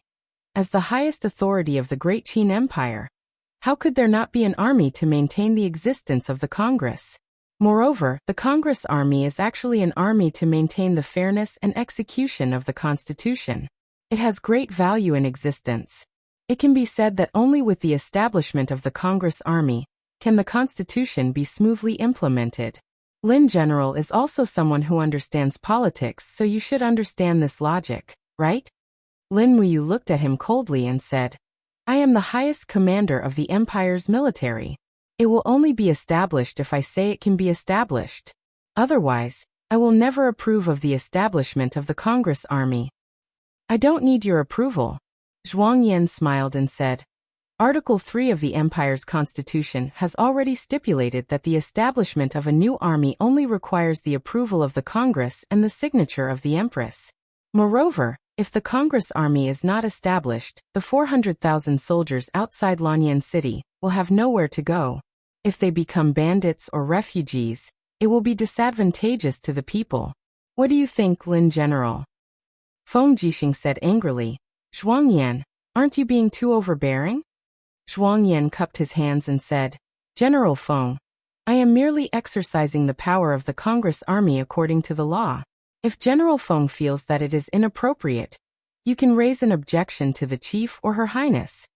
With that, Zhuangyan raised his head and said to the people in the Congress, Now let's vote on whether the Congress Army can be established and implemented. Please vote. I object. Lin Muyu, Feng Jixing, and Wei Chou raised their hands almost at the same time. Soon after, Tang Xiaoxi and Suyu also expressed their objection. Half of the 10 great attendants had already objected. However, the other 5 were all Zhuangyan's men, and expressed their approval in unison. Zhuangyan then looked at Qin Lian and said respectfully, "Chief, your opinion is of utmost importance." Qin Lian seemed a little tired. She waved her hand and said, "Pass it. Submit the decision to Her Highness. As long as Her Highness approves, this decision will be considered passed." Yes. In the hall, more than half of the parliament members raised their hands in approval. Most of them were feudal vassals, so how could they not agree to the establishment of the Congress Army? For them, this would only be beneficial. After all, the original feudal vassal army was just a motley crew without any formal organization, let alone obtaining equipment, weapons, and rations from the empire. After the meeting, Lin Muyu, Feng Jixing, and the others walked side by side. All of them looked unhappy. "Xiao Yin will definitely not sign it." Tang Xiaoxi pouted and said. "Not necessarily," Feng Jixing said. "Why?" Tang Xiaoxi asked. Su'er said, "Because Xiao Yin is under too much pressure. The feudal vassals are overbearing. If we don't agree to the establishment of the Congress Army, I'm afraid they will exert more pressure and continuously deprive the Empress of her original power. What do you think?" Lin Muyu was silent for a few seconds before saying, "If we really can't stop them, then don't stop them. If they want to establish the Congress Army, then so be it." Feng Jixing hurriedly asked, Have you given up too?" "No." Lin Muyu said, "I've thought about it. The 400,000 feudal vassal army is a motley crew, but after the reconstruction of the Congress Army, it will be trained uniformly. Perhaps it will really have combat power. Once the celestial pole continent invades again, this Congress Army will also become a force for us to resist the strong enemy, right? Then, do you want to convince Her Highness to sign it?" "It's not a matter of whether I can convince her or not, but Xiao Yin will sign it." Lin Muyu frowned and said, "From our point of view, the establishment of the Congress Army will have a certain impact on our regular army. However, to Xiao Yin, the establishment of the Congress Army isn't a bad thing. If Xiao Yin is a wise ruler, she will agree. Zhuangyan, Su Changjing, and the others have ulterior motives. Don't think too optimistically." "I know, but there's nothing we can do about it." Lin Muyu smiled helplessly. At this moment, she felt that she, the marshal of the empire, had become a stumbling block for the advancement of civilization. However, who could say for sure what would happen in this world?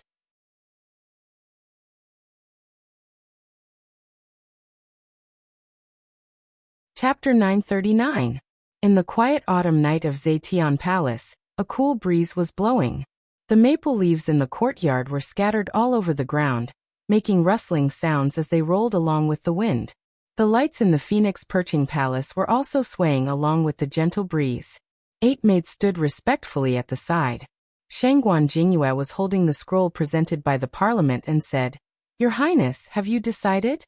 Qini knelt on the rusted golden carpet. Her palm was enshrouded in light.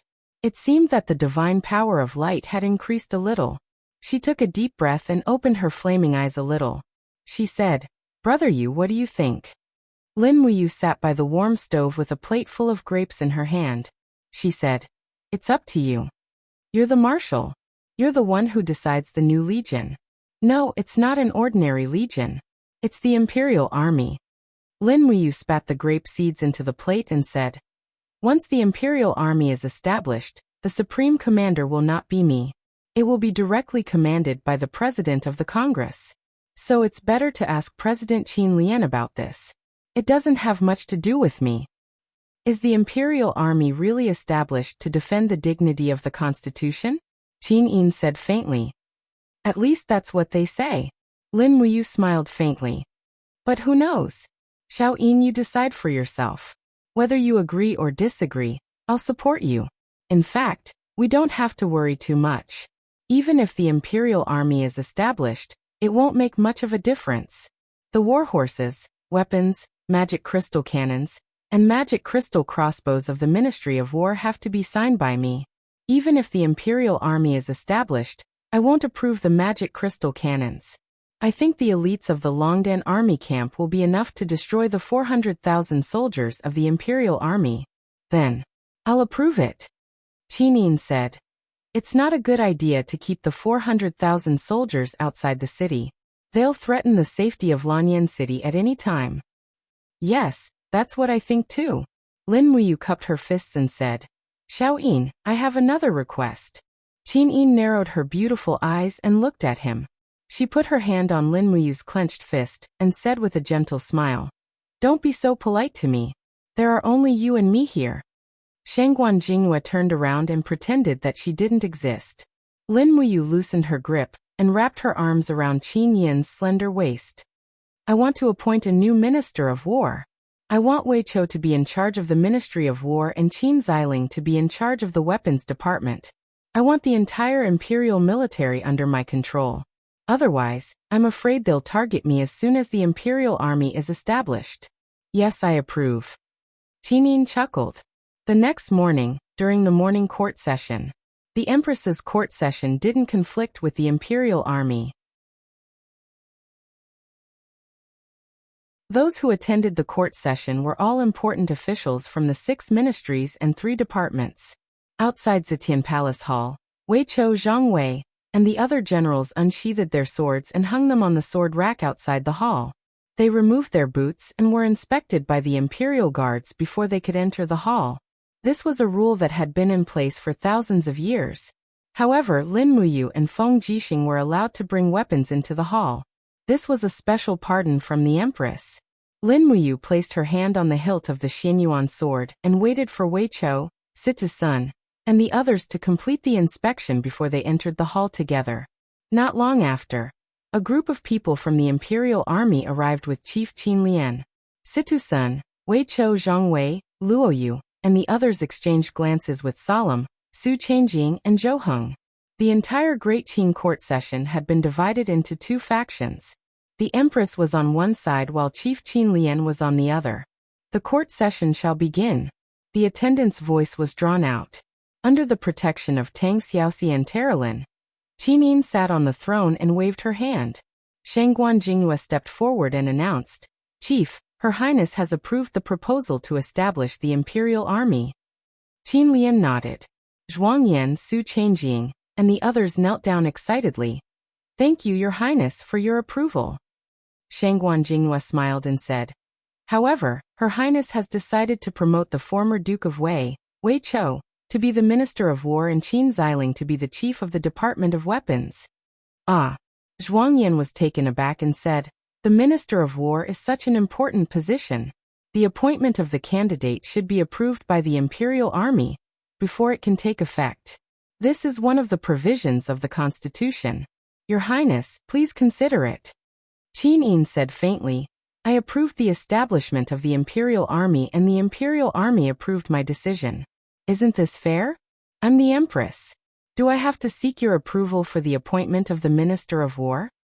Zhuangyan was stunned and said, But Your Highness, this matter is very important. If it isn't approved by the Imperial Army. Before he finished his sentence, Qinin suddenly disappeared from the throne and appeared in front of Zhuangyan in the next moment. A sharp sword was pressed against Zhuangyan's neck. Blood flowed down along the edge of the star sword. Qinin slowly opened her flaming eyes and said in an unusually cold voice, I'm the Empress. I have the final say in this world. Zhuangyan, go and play your Imperial Army's game. Don't be so shameless. If you force me again, I guarantee that everyone in the Imperial Army will evaporate from this world. Your Highness, Zhuangyan's voice trembled. Pay attention to the way you address yourself. Qinin said faintly, Say it again. Zhuangyan knelt down with a thud and said, Your Highness, I know my mistake. Qinin nodded and turned around to fly up the throne. She looked disdainfully and said faintly, From today onwards, the members of the Imperial Army don't have to participate in the court meetings of Zetian Palace. Everyone was trembling with fear. Only Qin Lian held the jade tablet in her hand and said respectfully, Your Highness, there are many things waiting to be done in the Empire. The Imperial Army is also thinking of the Empire's long-term stability. I hope that your highness will not misunderstand. As the chief of the imperial army, I'm also your highness's subordinate. Of course, I know what I'm doing. Your highness, please think clearly. The imperial army definitely has no intention of disobeying. I know. Don't worry too much, imperial uncle. Qinin nodded and said, then, regarding the matter of the Minister of War and the Chief of Weapons, it's decided. In addition, after the establishment of the imperial army, it must obey Marshal Lin Muyu's orders. Su Changjing hurriedly cupped his fists and said, please be careful, your highness. The establishment of the imperial army is to defend the dignity of the constitution. It's not a private army. I suggest that the tiger tally for the mobilization of the imperial army be split into two. The chief will have one, and your highness will have one. Only when both tiger tally are present can the imperial army be mobilized. This way, the imperial army can also be ensured. Qin Lian cupped her fists and said, I agree. Qinin seemed a little tired and said, yes, it's approved. Qin Lian continued, the initial establishment of the imperial army is 400,000 people. It can be said to be the most powerful army in the empire. So, the demand for weapons, equipment, and war horses is very high. Your highness, I have drawn up some choices and hope that the Minister of War can approve them. The corner of Qin Yin's mouth rose. Master Wei Chou, I'll leave this matter to you. Chief, you can read out the details of your list in public. Yes. Qin Lian said, 200,000 pieces of armor, 50,000 war horses, 300,000 swords, 100,000 spears, 10,000 arrow boxes, 5,000 magic crystal cannons, 20,000 magic crystal crossbows, and 100,000 magic crystal cannons. I hope Master Wei can prepare these equipment in time. Wei Chou couldn't help but laugh. Master Wei Chou, what are you laughing at? Zhuang Yan asked. I'm laughing that the chief doesn't know what year it is. Wei Chou, how dare you? Zhuang Yan scolded. Wei Chou said coldly, I think this list wasn't chosen by the chief, but by Zhuang Yan himself. You want so many weapons. Do you really think the supplies in the imperial army are endless? 100,000 magic crystal cannons. Do you think magic crystals grow out of the ground? Let me tell you, magic crystals were originally obtained from recasting magic crystal coins taken from the demons. But these years, we almost blew up all the magic crystal coins. If you want more magic crystals, you have to go deep into the mountains like the dragon-seeking forest to dig. Only the corpses of ancient monsters can condense magic crystals. I don't need to say how precious magic crystals are.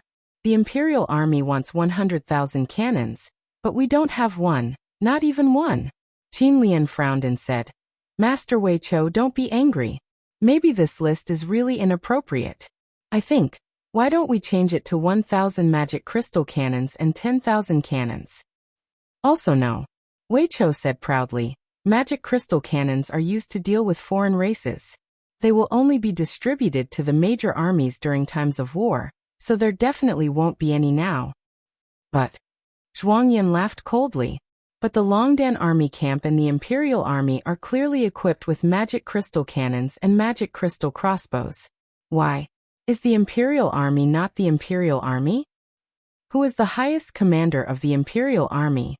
Wei Chou asked. Naturally the chief. Zhuang Yan cupped his hands at Qin Lian, his respect evident in his words. Wei Chou laughed. That's enough. The highest commander of the Imperial army is actually not the Imperial Marshal, but a chief. Can this kind of army still be considered the Imperial army? Since Her Highness has appointed me, Wei Chou, as the Minister of War, I naturally have to carefully consider this matter. Unless the Imperial army is directly under Lin General's command, don't even think about getting any magic crystal cannons from me. As he said this, Wei Chou looked at the assistant ministers of the Ministry of War and said, remember, strictly inspect all the weapons in the Empire. Any magic crystal cannons that are not registered will be deemed illegal, and will be severely punished. All magic crystal cannons must be numbered and strictly inspected. Do you all understand? Yes, Master. Zhuang Yan, Su Changjing, and the others were so angry that they trembled. Who was Wei Chou? He was a famous general who had experienced hundreds of battles. He didn't give Chief Qin any face at all. Feng Jixing was grinning from ear to ear at the side. No wonder Lin Muyu didn't seem to care. Everything had already been arranged. It would be strange if Wei Chou hadn't personally taught him these words. At this moment, Qin Lian said in a low voice, Minister of War, Master Wei Chou, then after the Imperial Army is established, how many weapons and equipment will the Ministry of War distribute to us? Wei Chou muttered, 500 war horses, 5,000 sets of armor, 10,000 swords and 8,000 spears. Will Chief take a look at these? After all, the Empire has just gone through a war and lacks resources. You see, even the war horses for Her Highness Yin's carriage can't be of the same color. How can the Imperial Army be too extravagant?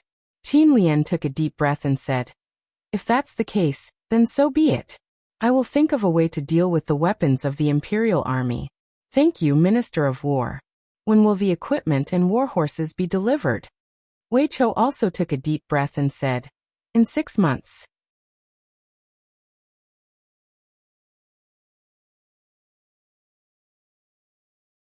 Chapter 940.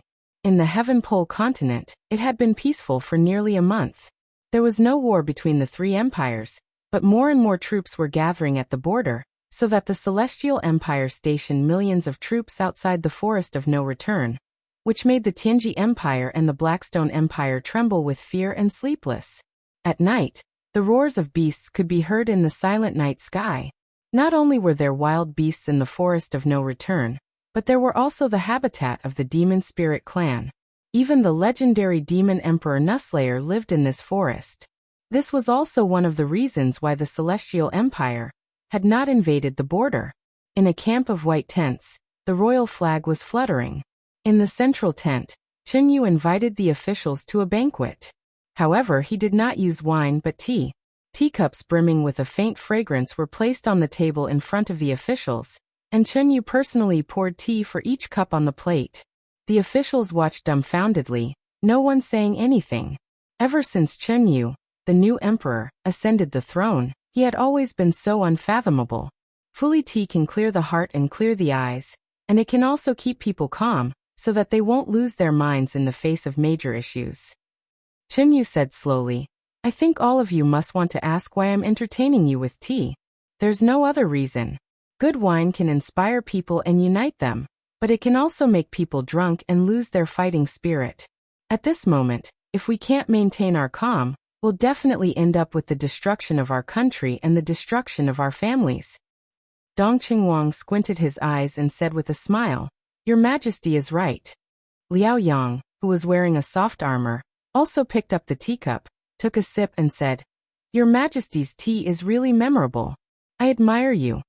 At this time, a strong general with a face full of beard cupped his hands and said, Your Majesty, the 400,000 soldiers of the Tianji Empire suffered a tragic defeat in the Shattered Cauldron world.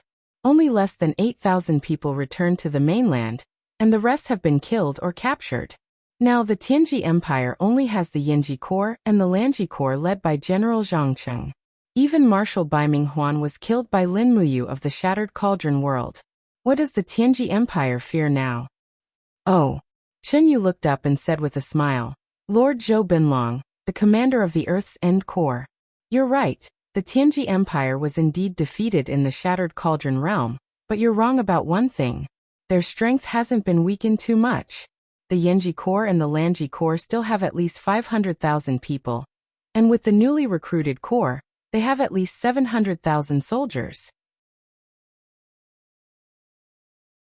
Although Baiming Huan is dead, they have gained a 90 Heavens Radiant Angel Midnight, as well as the Battle Angel Dora, who holds the Dagger of Time. If we declare war on the Tianji Empire, it will force Sikong Ming's Tianji sect to join the war. Once they join forces with the Demon Emperor Nu Sha from the Forest of No Return, I'm afraid the situation will change drastically, and the Celestial Empire will be at a disadvantage.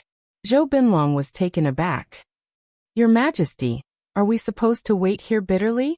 An army of 1 million people consumes a huge amount of food every day, and transporting food is laborious and laborious. At least 3 million people have to transport food every day. If this goes on, the strength of our country will be completely exhausted by this unfought war. I know. Commander Zhou, please sit down. Chen Yu raised his hand. Following his gesture, Zhou Binlong slowly sat down. Sect Master Han Yuan, what do you think? Chen Yu looked at Han Yuan, who had been silent all this while. Han Yuan's cultivation was profound. He just smiled faintly and said, I don't know much about the military affairs of the country. Your Majesty, you can decide on your own. There's no need to ask me. If you need my Tianji sect, I will do my best to help. Okay, thank you, Lord. Chen Yu cupped his hands and bowed. Then he looked at Dongqing Wang and asked, What do you think? Dongqing Wang was the supreme commander of the 300,000 Tianji army, and the most knowledgeable person in the Celestial Empire in the art of war. Naturally, he had to ask him in the end. Hey! Dongqing Wang gave a hollow laugh, stroked his beard and said, Your Majesty, the situation at this time has been completely reversed. The focus of the war of the Tianji Empire has completely shifted from the shattered tripod world to the celestial pole continent. As long as we attack the Blackstone Empire, Zhangcheng will definitely take advantage of the situation and attack us. So I think if we want to fight, we can only attack the Tianji Empire and let the Blackstone Empire be in chaos. It is said that the mercenaries near the capital of the Blackstone Empire are in chaos. Emperor Shi Yuan has a headache solving the problem of the mercenaries, so he can't manage the border at all. Well, it makes sense. Then what? Compared with the army of the Tianji Empire, some of our troops are weak, and some are strong. Chen Yu's eyes lit up. Dongqing Wang, please say it. Thank you, Your Majesty. Dongqing Wang cupped his hands to salute and continued. The first weakness of our army is that it is too messy and lacks training. Besides, our Celestial Empire hasn't experienced a real war for too many years, so I'm afraid the soldiers will not be able to adapt to it. The second weakness is that our equipment is far inferior to that of our opponent.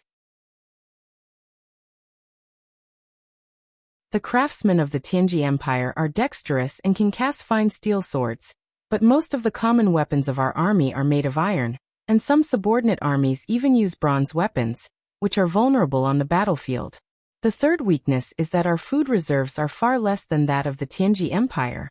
Although our country is vast, the area of cultivated land is not as large as that of the Tianji Empire. In addition, the number of our army is far greater than that of the Tianji Empire. If we fight a war of attrition, we will be exhausted. Chen Yu frowned. The weaknesses listed by Dongqing Wang were like sharp knives stabbing his heart. He nodded and said, What he said is right. So if our country goes to war with the Tianji Empire, won't we lose? Dongqing Wang shook his head and smiled. Not so. We still have a few advantages. Please say it. The first advantage is the dragon riders. According to our intelligence, the Tianji Empire suffered a crushing defeat in the battle with the Qin Empire in the shattered tripod world. Nearly 200 dragon riders were killed in the blink of an eye. Now the Tianji Empire only has 50 dragon riders at most. Thousands of years of cultivation in their dragon nest has almost been destroyed. On the other hand, we have more than 400 dragon riders in the Tianji Empire, which is enough to conquer the world. The second advantage is the will of the people. The Tianji Empire launched an expedition to the shattered tripod world, but it failed miserably.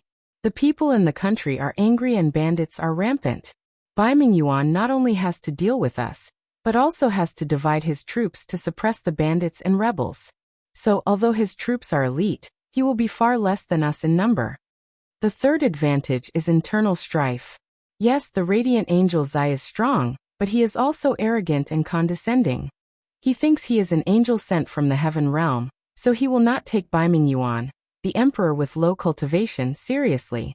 No one knows whether it is Baiming Yuan or Zai who has the final say in the Tianji Empire. When the time comes, the Tianji Empire will naturally fall into internal strife. As he spoke, Dongqing Wang paused, and a proud smile appeared in his eyes. Although our army has 3 major weaknesses, we also have 3 major advantages.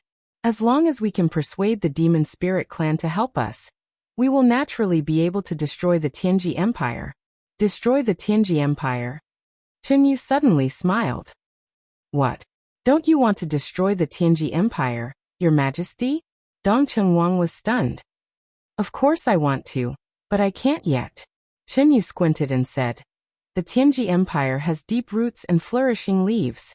How can it be destroyed in 2 or 3 years? Moreover, the Tianji sect has not taken any action yet. Once Xikong Ming takes action, who can predict the outcome? Besides, Dongcheng Wang, you are very clear.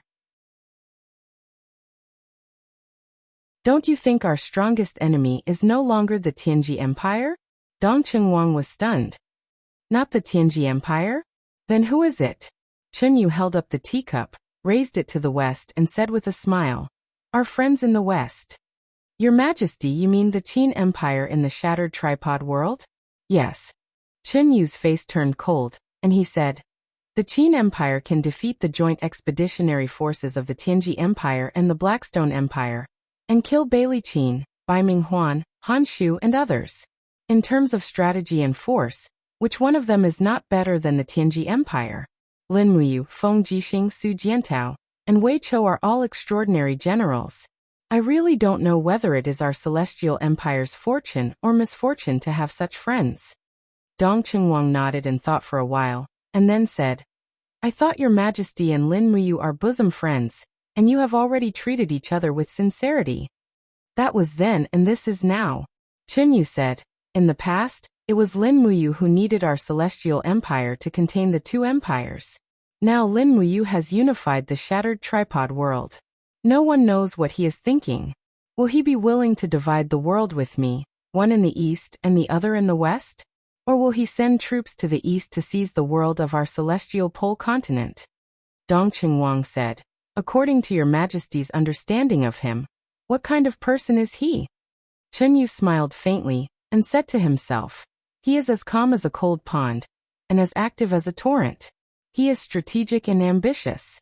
No one knows what kind of person Lin Muyu is. If he is only willing to be the king of a region, that's fine. But if Lin Muyu has the world in his mind, it will be a disaster for the whole celestial pole continent. We have to guard against him. Well, I understand. At this moment, Liao Yang suddenly smiled. I think, your Majesty doesn't have to be so nervous. Why? Chen Yu was stunned. Liao Yang said, according to our latest intelligence, Lin Muyu previously issued an edict that allowed local officials to recruit troops and recover cities on their own. This edict caused more than 100 feudal vassals to appear in the 12 provinces of the Qin Empire, with a total of 700,000 to 800,000 troops. However, these feudal vassals were unwilling to be controlled by Lin Muyu. So they established a national army, and even tried to establish a national army to contend against the 100,000 regular troops controlled by Lin Muyu. Now Lin Muyu has already been forced to strip off his title as the Qin king, and demoted to a mere commander. Moreover, even the power of Empress Qin Yin has been divided quite a bit, so, the current Lin Muyu should be too busy to take care of himself. So how can he counterattack our celestial pole continent? Chen Yu couldn't help but laugh. He slapped his thigh and said, wonderful, wonderful, wonderful. Every family has its own difficulties. I didn't expect that the wise and decisive Lin Muyu would also be so deeply mired in a quagmire. That's great. In this way, we can rush to unify the whole celestial pole continent before Lin Muyu escapes from the quagmire, and we will reign supreme. Yes. Chen Yu looked at Han Yuan and said, I have decided to go see the demon emperor Nushi. I hope that sect master will accompany me to make sure everything is safe. Han Yuan cupped his hands. As you command.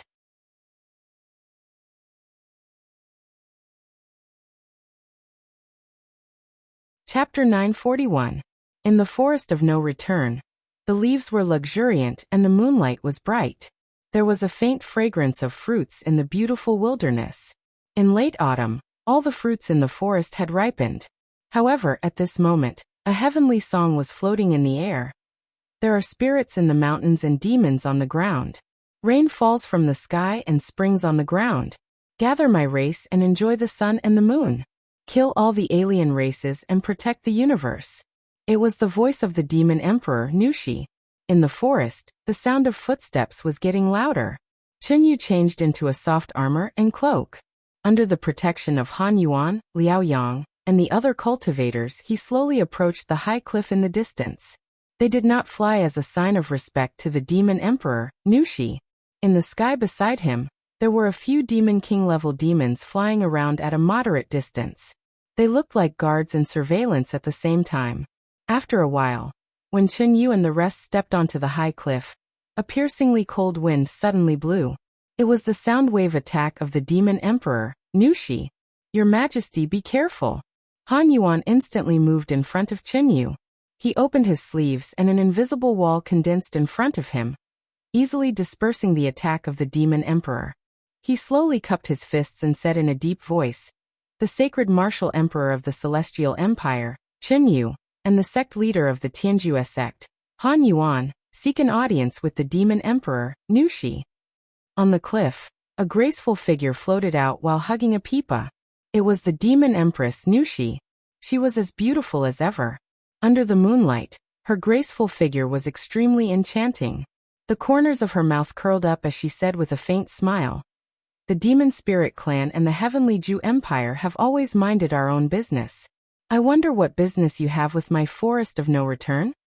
Chunyu said respectfully, "There is a strange phenomenon in the sky, and the universe has reversed. The war in the mortal world is imminent. There will definitely be a war between the Celestial Empire and the Tianji Empire. The Celestial Empire has always respected the Demon Spirit Clan. Therefore, Chunyu has come to the Forest of No Return to ask for an alliance with the Demon Spirit Clan to resist the atrocities of the Tianji Empire." Covenant?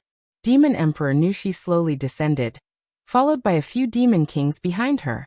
She smiled and said, "I think Your Majesty Chunyu must have misunderstood. Our demon spirit race will not participate in any war. Even if we participate in a war, it will definitely be for the dignity of the demon spirit race. I, Nushi, will not allow my clansmen to die for others. Therefore, Your Majesty Chunyu, please return. Your Majesty, please listen to me." Chunyu continued to cup his fists and said unwillingly, "The demon spirit race has always been seen as a thorn in the side by the three empires. Everyone has the right to kill them. However, there are many people who use the demon spirit stone as a catalyst for cultivation. As long as Your Majesty helps me defeat the Tianji Empire, when I, Chunyu, descend to the world, I will definitely pardon all the demon spirits in the world. I will allow the demon spirits to share the sun, moon, mountains, and rivers with humans. What do you think?" Nushi couldn't help but laugh. She laughed so hard that even the two towering peaks on her chest were jiggling up and down. People couldn't help but take a few more glances. She covered her mouth and laughed. "The demon spirits are born in the forest. This world has always been our home. Why do we need to rely on humans? I think Your Majesty Chunyu must have misunderstood. The demon spirits don't want to rely on anyone. Moreover, you said that you will grant us a place to live under the sovereign descent, but I don't believe you." Chunyu's face turned pale. "What do you mean?" Nushi stretched out her jade-like finger and lightly poked Chunyu's chest armor. "You said it yourself. Humans cultivate using the demon spirit stones as food. Then why would I cooperate with humans? Moreover, in Your Majesty Chunyu's eyes, I can only see ambition and schemes. I can't see compassion and justice." "Compassion and justice?" Chunyu gritted his teeth. "I, Chunyu, have been pardoning the world since the day I ascended to the throne. For the sake of the people, I'm not willing to go to war. If my eyes are not compassion and justice, then who is the ruler of the world? I've seen one person. He is. Who? Lin Muyu. You." Chunyu felt as if he was struck by lightning. Han Yuan smiled and said, "Your Majesty, let's go. It seems that Your Majesty is really unwilling to cooperate with our Celestial Empire. Since that's the case, we can only open the way ourselves." Nushi raised her brows. "Sect leader Han Yuan, please wait. What do you mean by opening the way ourselves?" Han Yuan turned around and said respectfully, "The Celestial Empire's millions of troops want to conquer the Forest of No Return. Right now, it's late autumn and the leaves are withering. Naturally, they will cut down the forest. But as long as we set fire to the east, I think we can turn the Forest of No Return into a wasteland in half a month. That way, The pythons and beasts in the forest won't be an obstacle for our celestial empire. What did you say? You dare? Nushi gritted her teeth and flew up with her pipa. Her divine power surged as if she would attack at any moment. But Han Yuan was still smiling. His strength wasn't below Nushi's and he wasn't afraid at all. He said calmly, "This is what your majesty is forcing us to do. Other than burning the forest, does our celestial empire have any other choice? If you dare to burn the forest, I will let the people of your celestial empire die without a burial ground. If you don't believe me, you can try." Nushi threatened with a cold face. Han Yuan laughed. "There's nothing to fear. Once we return, we will start the fire tomorrow. Your majesty should bring your people to hide, but Zhangcheng's Yanji Core encampment is 100 miles to the west. Once the tens of thousands of demon spirits leave the forest of no return, I don't know if the celestial emperor Zhangcheng will let go of this delicious meal." Despicable. Nushi was so angry that her body trembled. The demon kings behind her roared with sinister expressions. One of them shouted, "Your Majesty, let's fight it out with them." Nushi shook her head and retracted her divine power. She said, "I can't let my anger bring the entire race to eternal damnation." "I can't," Qinyu laughed. "Then, Your Majesty, can we talk about cooperation now?" "Speak. How do you want to cooperate?" "It's very simple." Qinyu waved his hand and said, "Open a path in the forest of no return for my army. When my army enters the west of the forest of no return, we will launch an attack on Zhangcheng's Yanji Core.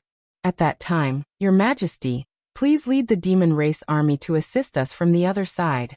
As long as we defeat Zhangcheng's Yanji Core, I promise to give the demon race a new status in the continent." Nushi looked at him coldly and said, "This is what you said. I hope that Your Majesty Chen will not go back on his words." "Your Majesty, please rest assured." Chen Yu cupped his hands and smiled. "Then I will go back and wait for Your Majesty's news. I won't send you off." After watching Chen Yu and the others fly far away, the demon kings were so angry that they bared their teeth. One of them said, "Your Majesty, how can we be threatened by such despicable people? The demon race will be consigned to eternal damnation from today onwards. If they really set the forest on fire, what should we do?" Nushi's question made all the demon kings speechless. After a while, Nushi sighed softly and said, "Is there any news from the Shattered Cauldron realm?" "Yes, we bought new information from the merchants. The main forces of the Tianji Empire and the Blackstone Empire have been defeated by the Qin army. The Qin Emperor Lin Muyu has found the Empress, Qin Yin, and has reinstated Qin Yin as the Empress. Now that the Shattered Cauldron realm has been unified, the national strength is very weak. I'm afraid it won't be easy for them to counterattack the celestial pole continent." "Humph."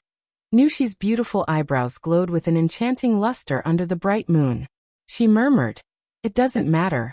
I have eternal life. I can wait until Lin Muyu leads the army on an expedition to the east.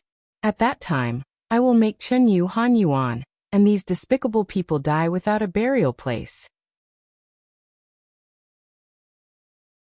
"Your Majesty, you want to form an alliance with the Qin army?" A demon king who looked like a goblin asked, dumbfounded. Nushi smiled faintly. "Not with the Qin army, but with Lin Muyu." "Why? That brat isn't in high demand. I don't think he's as handsome as I am. What do you know?" Nushi rolled her eyes at him disdainfully and said, "Lin Muyu has a righteous aura. Even if he is the ruler of the world, he must be a benevolent ruler. He is definitely not someone that a scheming kid like Qin can be compared to. Moreover, Lin Muyu's identity is special. He has the disposition of a supreme being. His sworn brother is the ruler of the Eastern Heaven Realm, and his sworn sister Qin Yin's sister is the blazing angel Shi Yan of the Western Heaven Realm. It can be said that he is the most fragrant person in the entire Eastern and Western Heaven Realms. What do you know? What are you talking nonsense here? Besides, you wouldn't even let a dog eat you. You still have the cheek to say that you are more handsome than Lin Muyu?" The demon king muttered, "Your Majesty is wise. You can even see through this." Western Heaven Realm. In the middle of the spiritual mountains, a floating continent stood majestically. It was late at night. In the forest, there was a huge rock glowing with a faint golden light. Countless names were faintly discernible on it. But at this moment, the light on many of the names was slowly dissipating, and finally disappeared completely. The Shrine Rock. The name of anyone who became a god of the Western Heaven realm would appear on the Shrine Rock. This rock recorded the glory and decline of the Western Divine Realm. It had been standing for hundreds of thousands of years. On the Shrine Rock, light slowly flickered. Another name was disappearing. In the air, Seraph Xian hovered there with a sharp sword in her hand. Her deep eyes stared at the disappearing name on the rock and murmured, "Is all this worth it?" Ruler Claude said indifferently, "Winner takes all. This is the price. Can't you see it clearly?" Xian smiled faintly. "Lord Ruler, Xian has a request." "Speak." Ruler turned his back to her. "Xian is tired. I want to return to my hometown to rest for a while." "What did you say?" Claude was shocked. "East Heaven can make a comeback at any time. Western Heaven Realm is in need of people. Xian, as one of the two blazing angels, how can you just leave like that?" Xian tightened her grip on her sword and said, "I'm tired of all this.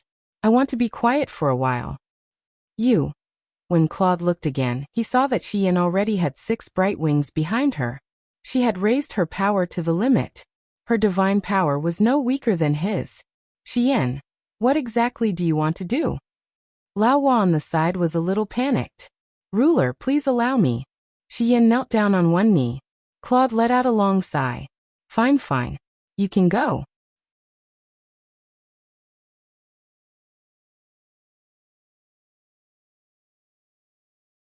Chapter 942. The Zine Flower Chamber of Commerce grew larger and larger. Rows of shops occupied nearly 300 meters of Tongtian Street. It was divided into 7 auction houses of different sizes. There were also dozens of rice shops and ironware shops. Every day, there was an endless stream of cars coming and going from the Chamber of Commerce. Not only did they sell tomes of the heavenly tomes, weapon embryos, weapons and other high-grade goods, but they also sold brocades, silk cloths, rice and other daily necessities. The entire Zine Flower Chamber of Commerce had nearly 50,000 employees. It could be said that the Zine Flower Chamber of Commerce operated at least 10% of the livelihood resources of the people in Lanyan City. Otherwise, the production of Lanyan City alone would not have been able to support millions of people. In the back hall of the Chamber of Commerce, Lin Muyu and Chu Yao sat upright. Jin Xiaotang, who was dressed in a red dress, was no longer the young girl she used to be. She had grown into a charming and beautiful woman. Jin Xiaotang was already 26 years old. Without cultivating, she had become as mature as an ordinary woman. She had lost some of the playfulness of a young girl, but gained some of the charm that a woman should have. Holding the account book in her hand, Jin Xiaotang smiled and said, "Brother Yu, look, this is the annual expenditure and income of the Chamber of Commerce. But this is the general account book. There are more than 100 detailed accounts. If you want to check them, I'll take you to see them." "No need." Lin Muyu took the account book and said with a smile, "Xiaotang, you sit down too." "Okay." Jin Xiaotang sat down in the chair beside him with a smile. She turned sideways and craned her neck to look at the way Lin Muyu flipped through the account book. "You've worked hard all these years, Xiaotang." Lin Muyu flipped through the book and said, "If it wasn't for your help, the economy of Lingdong province would not have recovered so quickly, and we would not have been able to contend against the Tianji Empire for so long. You've helped me a lot with the issue of military provisions. Thank you so much." Jin Xiaotang's eyes turned red. "Brother, you're the only family I have. If you hadn't brought me out of the slums, I don't know what I'd be like now. It's only right for me to do these things for you. Besides, I'm just the shopkeeper of the Chamber of Commerce. You're the owner of the Chamber of Commerce. You have the final say on how the money and provisions should be used." "No." Lin Muyu closed the account book and looked at her. "Xiaotang, you are the owner of the Purple Flower Merchant Guild. You have been for a long time. This guild should belong to you." "Huh." Jin Xiaotang's jaw dropped. Chu Yao smiled at the side. "All right, don't check the accounts as soon as you meet. Let's talk about something else. Xiaotang is not young anymore. Do you have any young masters in mind?" Jin Xiaotong's face instantly turned red. Lin Muyu smiled cheerfully. It seems that there must be. Tell me, which family is it? I'll help you find out. If they are willing, I'll be your matchmaker. No, I didn't. Jin Xiaoting stamped her feet, her face red. Lin Muyu raised her eyebrows and said, Steward Su, I'm embarrassed to say it. Tell me which young master has caught my eye. Steward Su Fu said with a smile, Lin General, it's Zhu Yan, the son of Zhu Tong, the assistant minister of the Ministry of Revenue. Young Master Zhu Yan is talented in both literature and martial arts. Moreover, he's a good writer. It's said that he's written a middle-grade earthly book not long ago. Young Master Zhu Yan often comes to the Chamber of Commerce to look for weapon embryos and martial arts manuals, so he's familiar with young Mississippi. But I don't know what young Master Zhu Yan thinks. Does he also like young Miss? Zhu Yan? Lin Muyu pondered. Why does this name sound so familiar? Chu Yao reminded. He's one of the members of the National Assembly, and the person he supports is Chief Qin Lian. You have to be careful. Lin Muyu was stunned. Jin Xiaoting hastily said, There's no need, Brother Ayu. Xiaotong's personal matters can be solved by myself. Brother Ayu doesn't need to trouble himself for me. If young Master Zhu's matter spoils brother's matter, then Xiaoting deserves to die 10,000 times over. No, that's a different matter. Lin Muyu waved her hand and said, It's rare for Xiaoting to take a fancy to a man after so many years, and I'm not young anymore. It's not good for me to be alone. Let me talk to him. Sister Chu Yao, if there's nothing important in the Department of Spiritual Medicine, please accompany me to the Assistant Minister's mansion and see what this Zhu Yan is like. If he's good, I believe there won't be any problems when we propose a marriage for Xiaotang. Chu Yao readily agreed. She was so nervous that her whole body was trembling, and she couldn't say a word. Lin Muyu stood up, put her hand on her shoulder, and asked with a smile, I'll only ask you one thing. Do you like Zhu Yan? Her voice was as soft as a mosquito's. Then there's no problem. I'll be back soon. Xiaoting, wait for me.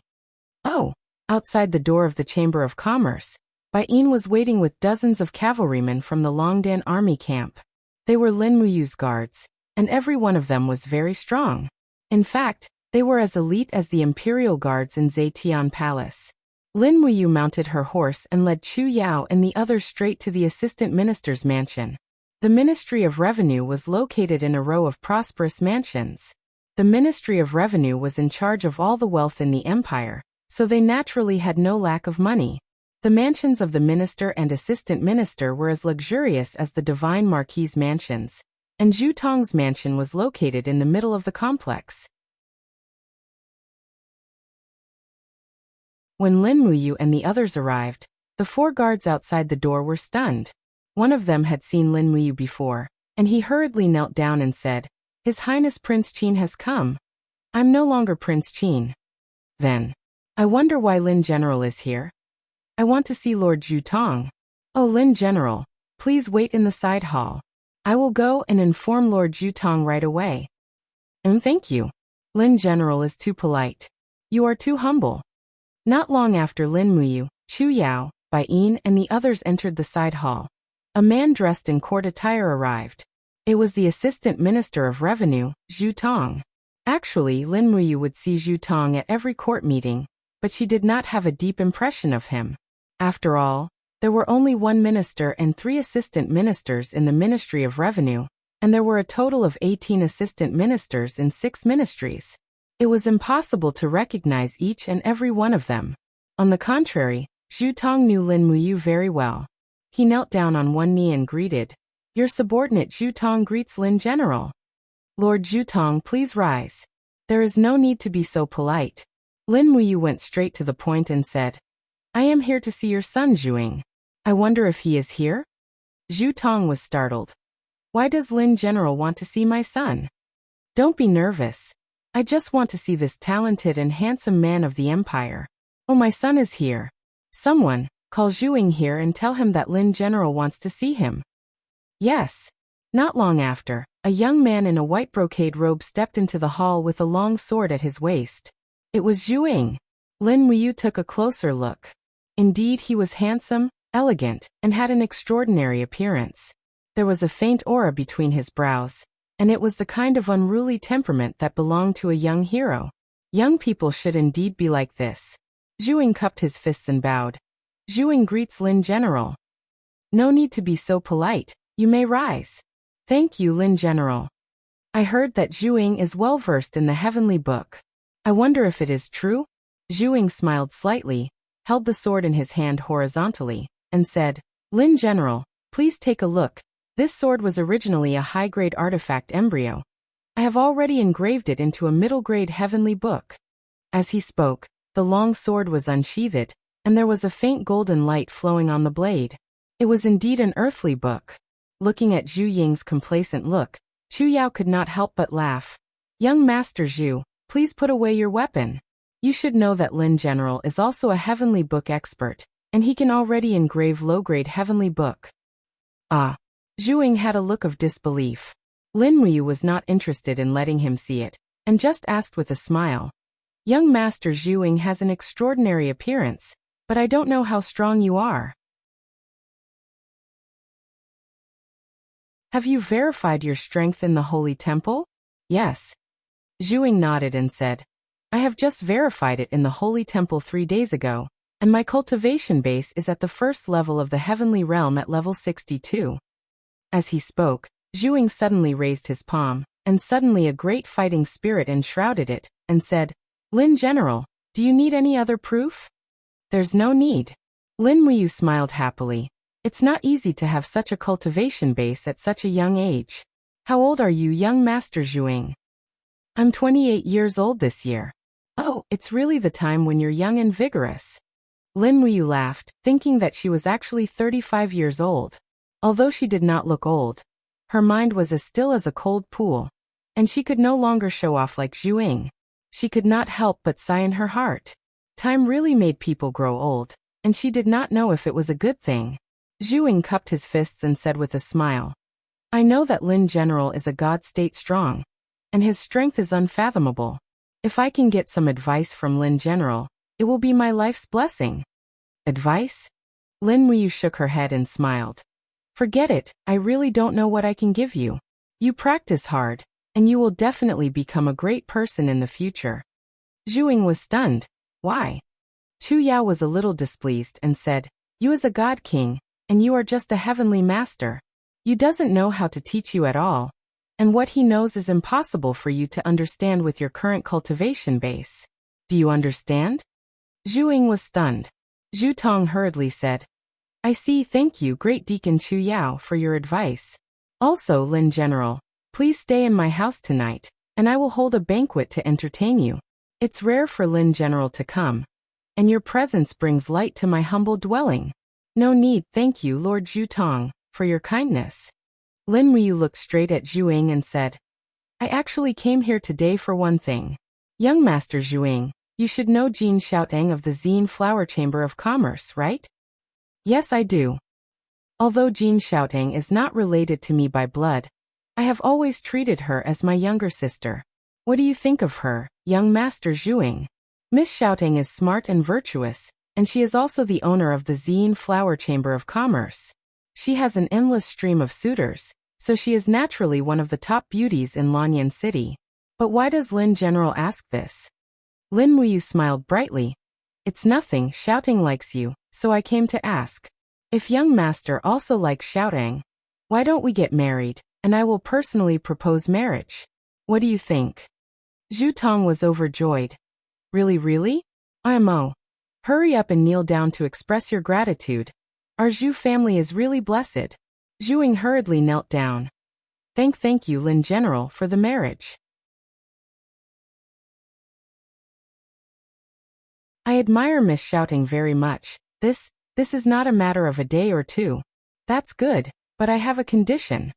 Oh, what condition? Zhuing, you must withdraw from the Congress, and you must not mix with the people of the Congress, otherwise I cannot entrust Xiaotang to you. Why? Zhuing was stunned. Lin Muyu said lightly, I don't want to fight with you in the future. If so, I will feel guilty to Xiaotang. Zhu Tong hurriedly said, Please rest assured, Lin General, My son will submit a letter of withdrawal from the Chamber of Commerce tomorrow. Please rest assured, Lin General. Zhu Tong, the Assistant Minister of the Ministry of Revenue, was still the one who understood the current situation. Although the Congress was in the limelight for the time being, an official of his rank was well aware that the future of the empire was still in the hands of Qin Yin, Lin Muyu, Feng Jixing and Tang Xiaoxi. As for the others, they were just foils. No matter how glorious the Congress was, it was destined to fall one day.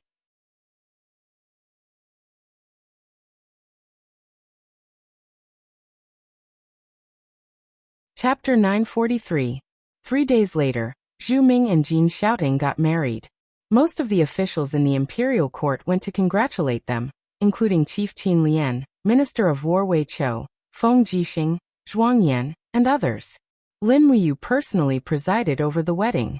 This was the first time in her life, and the one she married was Jin Xiaoting, whom she regarded as her younger sister.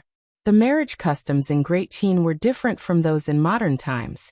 There was no red carpet or church ceremony, only traditional marriage customs.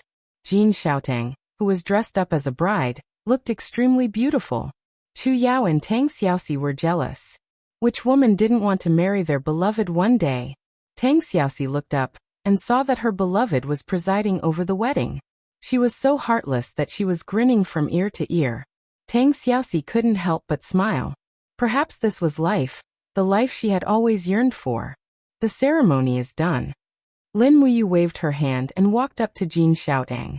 She grabbed her little hand and stuffed a piece of imperial edict into her hand. Here, this is a gift from me to you, she said. Ah!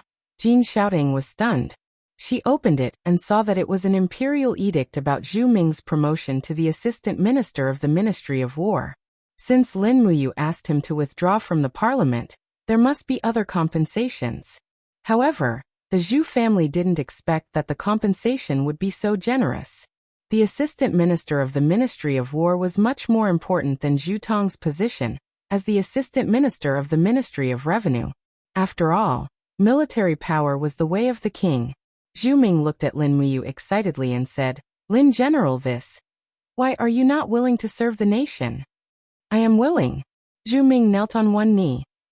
I will risk my life for you. Haha, that's good. Treat Xiaoting well in the future. If you betray her. Lin Muyu looked at Zhu Tong and the others with a smile and said, I will exterminate your entire family. Chu Yao curled her lips. Hey, don't say such things on such an occasion. Zhu Tong and the rest broke out in cold sweat. Everyone knew that Lin Muyu's words were absolutely not a joke. Lin Muyu then looked at Jin Xiaoting and said, Xiaoting, from now on, you're someone else's daughter-in-law. Remember to be filial to your elders and don't throw a tantrum. If you've suffered any grievances, endure it if you can. If you can't, come to me and complain, understand? Jin Xiaoting cupped her hands and said, Thank you, older brother. However, older brother can rest assured. Although Xiaoting will be staying in the Assistant Minister's residence in the future, I will be working for the Xiyin Flower Merchant Guild during the day. Xiaoting knows this very well. Home belongs to home, and the Xiyin Flower Merchant Guild belongs to the Xiyin Flower Merchant Guild. Then I'm relieved. Lin Muyu said happily. She was really relieved. If Jin Xiaoting didn't know what to do, the Xiyin Flower Chamber of Commerce would become her dowry. In that case, Lin Muyu and Qin Yin would suffer a great loss, and the biggest winner would be Zhu Ming. In fact, from a practical point of view, Lin Muyu hoped that Jin Xiaoting would never marry and run the Chamber of Commerce well. But from a moral point of view, Lin Muyu hoped that Jin Xiaoting could have a husband, so that she wouldn't have to wander alone in Jianghu when her family was so big, which was unfair to her. The guests took their seats, and a group of officials congratulated Lin Muyu one after another. Lin Muyu, on the other hand, was drinking cup after cup of wine. Marrying his younger sister was not a happy event in life. As her brother, he always felt that it was best for his younger sister to stay by his side. That way he could always protect her. Once she got married, he would not be able to control many things anymore. Unfortunately, Jin Xiaoting already had someone she liked, so Lin Muyu could not always tie her down. On this night, Lin Muyu and Feng Jixing were both drunk, dead drunk. Late at night, Chu Yao and Tang Xiaoxi both returned, leaving only Lin Muyu, Feng Jixing, and Qin Yan. The war horses were handed to the guards, and the guards dispersed. The three people walked on the quiet heavenspan street. The three kings who once ruled the world were now like three drunkards in dire straits, with nowhere else to rely on. Let's go outside the city and find a mountaintop to blast it. How about it? Feng Jixing suggested. This suggestion of his was too violent, but Lin Muyu and Qin Yan each had a belly full of anger. They nodded together and said, "Good idea, let's go now." Go. 3 streams of light flew past, and the 3 of them soared into the sky, heading straight for the south of the city. The nearest mountaintop was a mountain 10 miles south of the city. There was no one living there, and the nearest hunters were several miles away. Flattening the mountaintop would not harm the innocent. Lin Muyu landed on the grass at the foot of the mountain. She looked at the starlight with her drunken eyes and said with a smile, "Just like that? Or blast once and say a word. That's more satisfying." Feng Jixing laughed and said, "This suggestion isn't bad either. Blast once and scold once." "Who's first?" Lin Muyu asked. Feng Jixing said, "I'll do it." "All right." Feng Jixing raised his 2 sabers, and his figure rose up majestically. The purple electric raging flame wolf martial soul came out of his body, and divine power circulated. A mighty dimensional storm blasted towards the mountain top.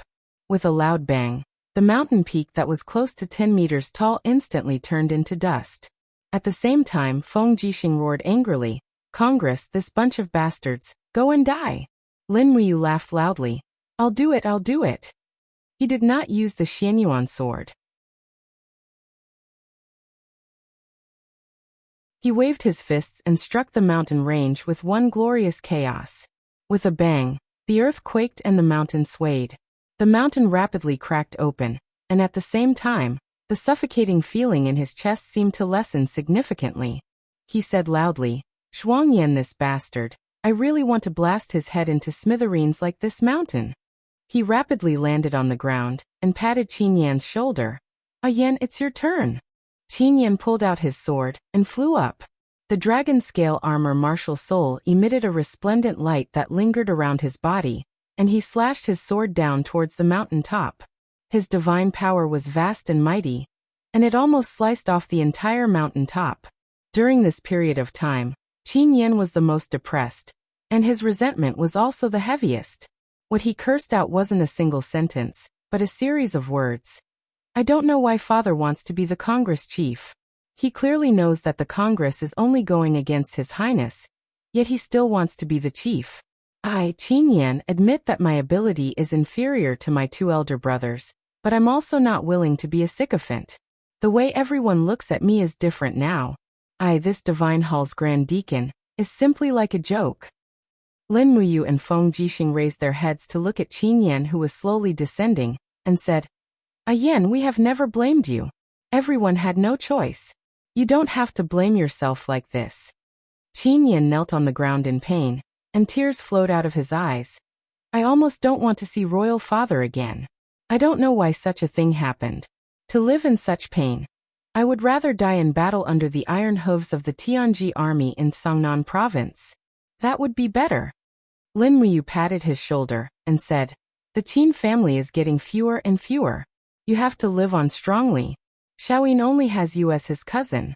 If you also die, wouldn't Xiaoyin be very lonely in this world?" Qin Yan lowered his head and said, "Big brother, am I really important to everyone?" "Important, very important." Feng Jixing, on the other hand, said, "Yan, you are now the Divine Temple's Grand Deacon, and you are in charge of all the warriors in the world.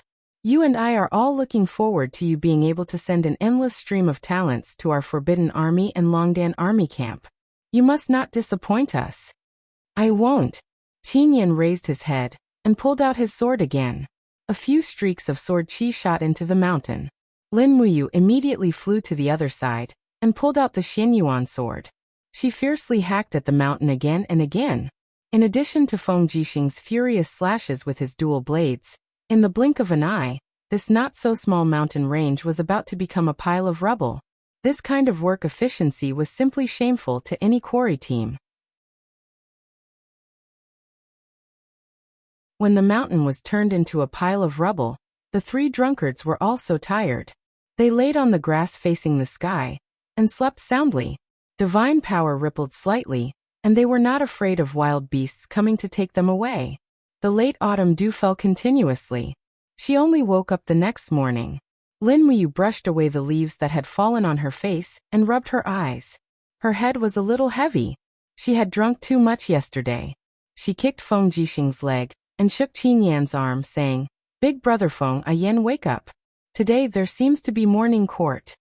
Feng Jixing hugged the scarlet phoenix blade and curled up his body. He turned to the side and said, "Don't disturb me. Let me sleep a little longer."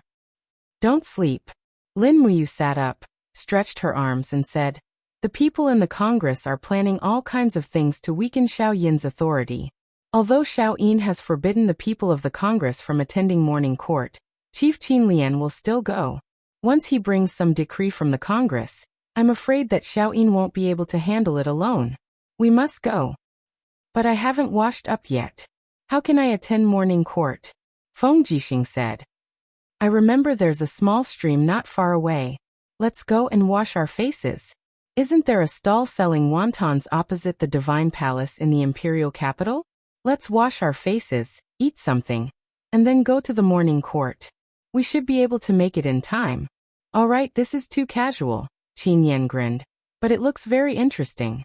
The 3 of them came to the small stream and washed up in the clear stream. Then they flew into Lanyan City, under the gazes of a group of commoners who looked as though they had seen ghosts. They descended from the sky. They sat down casually, and each of them ate 3 bowls of wontons. Then they shattered the void and went straight to Zetian Palace. When the 3 of them stepped into Zetian Palace, they had just made it in time when Shangguan Jingyue rang the bell. With a few quick steps, Lin Muyu, Feng Jixing, and Qin Yan arrived at the front of the crowd of officials. Qin Yin sat on the throne in a dignified manner, but she couldn't help sniggering. "Big brother Yu, oh no, Lin General, why did you come in such a hurry?" Lin Muyu said, "I didn't return last night." "Oh." Qin Yin's delicate brows knitted slightly, and she said, "Where is the Imperial Capital City Patrol Officer?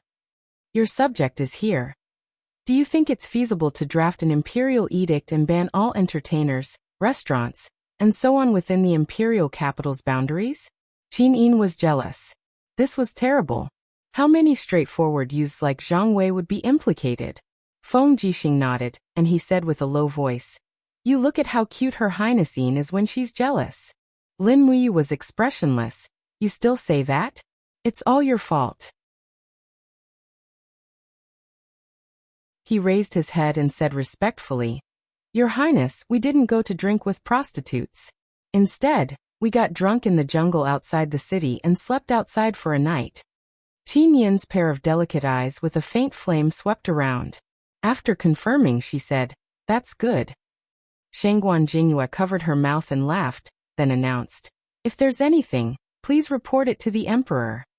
Qin Ao immediately stepped forward, holding a jade scepter in his hand, and said, "There are bandits causing trouble in the dragon-seeking forests Dragon Rocky Mountain. The National Army requests to go and eliminate them. I hope your Highness will approve." The National Army, were they trying to train their soldiers? Qin Yin squinted her beautiful eyes and asked Lin Muyu, and Lin Muyu nodded. "Okay, permission granted." Lin Muyu stood quietly beside Qin Ao. He wanted to see what the National Army was trying to do. You're tuning in to the Li Mei's Wuxia Whispers YouTube channel.